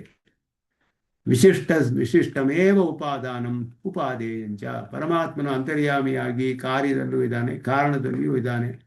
ಆದ್ದರಿಂದ ಸೂಕ್ಷ್ಮ ಚಿರಚಿದ್ ವಿಶಿಷ್ಟವೇ ಪರಮಾತ್ಮನೇ ಕಾರಣ, ಸ್ಥೂಲ ಚಿರಚಿದ್ ವಿಶಿಷ್ಟನಾದ ಪರಮಾತ್ಮನು ಕಾರ್ಯ. ಎರಡರಲ್ಲೂ ಪರಮಾತ್ಮನೇ ಕಾರ್ಯಕಾರಣವು. ಎರಡಕ್ಕೂ ಕೂಡ ಸಾಲಕ್ಷಣ್ಯವೆಲ್ಲ ಇದೆ ಅಂತ ಹೇಳ್ತೀವಿ. ಏನಕ್ಕೆ ಕೇನಚಿತ್ ರೂಪೇಣ ಸಾಲಕ್ಷಣ್ಯಂತು ಅಂತತಃ ಸತ್ವೇನ ರೂಪೇಣ ಸರ್ವತ್ರ ಸಮಾನಂ. ಎಲ್ಲವೂ ಕೂಡ ಸಾಲಕ್ಷಣ್ಯವು ಇದೆ ಎಲ್ಲದರಲ್ಲಿಯೂ. ಬ್ರಹ್ಮ ಅಂತರ್ಯಾಮಿಯಾದ ಬ್ರಹ್ಮನು ಎಲ್ಲರಲ್ಲೂ ಇದ್ದಾನೆ. ಸರ್ವಾಂಶೇ ಸಾಲಕ್ಷಣ್ಯಂತು ಕುತ್ರಾಪಿನ ಸಂಭವಿ, ಎಲ್ಲಿಯೂ ಕಂಡುಬರೋದಿಲ್ಲ. ಎಲ್ಲ ಅಂಶದಲ್ಲಿಯೂ ಸಾಲಕ್ಷಣ್ಯ ಕಾರ್ಯಕಾರಣ ಭಾವದಲ್ಲಿ ಎಲ್ಲಿಯೂ ಕಂಡುಬರೋದಿಲ್ಲ. ಆದ್ದರಿಂದ ಅದರಲ್ಲಿಯೂ ಅಪಿಚ ತರ್ಕಾತೀತೆ ವಸ್ತುನಿ ಲೌಕಿಕ ತರ್ಕ ನ ಸ್ಪರ್ಧೇತ. ತರ್ಕವನ್ನು ಮೀರಿದ ವಿಷಯಗಳಲ್ಲಿ ಲೌಕಿಕವಾದ ತರ್ಕವನ್ನು ಹೇಳಕ್ಕಾಗೋದಿಲ್ಲ. ಉಷ್ಣ ಸ್ಪರ್ಶವತಃ ತೇಜಸಃ ಶೀತ ಸ್ಪರ್ಶವತ ಅಪಃ ಪ್ರತ್ಯುಪಾದಾನತ್ವ ಅಂಗೀಕುರುತಾಂ ಸಾಂಖ್ಯಾನಾಂ. ಉಷ್ಣ ಸ್ಪರ್ಶವಿರುವ ಬೆಂಕಿಗೂ ಶೀತ ಸ್ಪರ್ಶವಿರುವ ನೀರಿಗೂ ಉಪಾದಾನವೆಲ್ಲ ಹೇಗೆ ಸ್ವೀಕಾರ ಮಾಡ್ತೀರಾ ನೀವು ಪ್ರಕೃತಿಯಿಂದ? ಉಪಾದಾನೋಪಾದೇಯ ಸಾಲಕ್ಷಣ್ಯ ನಿರ್ಬಂಧ ಹಾಸ್ಯಾಸ್ಪದ ಅಂತ ಹೇಳಿದ್ರು. ಇದಕ್ಕೆಲ್ಲ ಹೇಳ್ತಿರಲ್ಲ ನೀವು. ತೇಜಸ್ಸು, ಉಷ್ಣ ಸ್ಪರ್ಶ ಇರುವ ತೇಜಸ್ಸಿಗೂ ಶೀತ ಸ್ಪರ್ಶ ಇದಕ್ಕೂ ಉಪಾದಾನವನ್ನು ಒಪ್ಕೊಳ್ತಿರಲ್ಲ. ನೀವು ಹೇಳುವಂತಹ ಉಪಾದೇಯ ಸಾಲಕ್ಷಣ್ಯ ಅನ್ನೋದು ಹಾಸ್ಯಾಸ್ಪದ, ಎಲ್ಲಿಯೂ ಕಂಡುಬರೋದಿಲ್ಲ ಆ ರೀತಿ ನಿಯಮಗಳು ಲೋಕದಲ್ಲಿ. ಹಾಗೆಯೇ ಮಿಥ್ಯಾಭೂತಸ್ಯ ಜಗತಃ ಉಪಾದಾನ ಪ್ರಶ್ನೆ ಏವ ಹಾಸ್ಯಾಸ್ಪದ. ಮಿಥ್ಯೆಯಾದ ಜಗತ್ತಿಗೊಂದು ಉಪಾದಾನ ಅಂತ ವಿಚಾರ ಮಾಡೋದೇ ಹಾಸ್ಯಾಸ್ಪದ ಅಂತ ಹೇಳ್ಬಿಟ್ರು. ಹಾಗೆ ಅದನ್ನು ಮುಂದೆ ವಿಚಾರ ಮಾಡ್ತಾರೆ ಇಲ್ಲಿ. ಅತ್ರೇಯಂ ಸಮಸ್ಯಾ ವೇದಾಂತಿನಾಂ ಅಂತ ಹೇಳಿ ಬಹಳ ವಿಸ್ತಾರವಾದ ವಿಚಾರ ಈ ಶ್ಲೋಕದಲ್ಲಿ ಮಾಡ್ತಾರೆ. ಮುಂದೆ ಬಹಳ ತಮ್ಮ ಆಶ್ಚರ್ಯವಾಗ ವಿಚಾರ ಮಾಡಿ ಹೇಳ್ತಾರೆ ಅನೇಕ ವಿಶೇಷವಾದ ವಿಷಯಗಳನ್ನು. ಅದನ್ನು ಮುಂದುವರಿಸೋಣ ಅಂತ ಹೇಳಿ ತಿಳಿಸ್ಕೊಳ್ತೇನೆ. ವೆಂಕಟೇಶ ವೇದಾಂತ ಗುರುವೇ ತುಂಬಾ ಡೀಪ್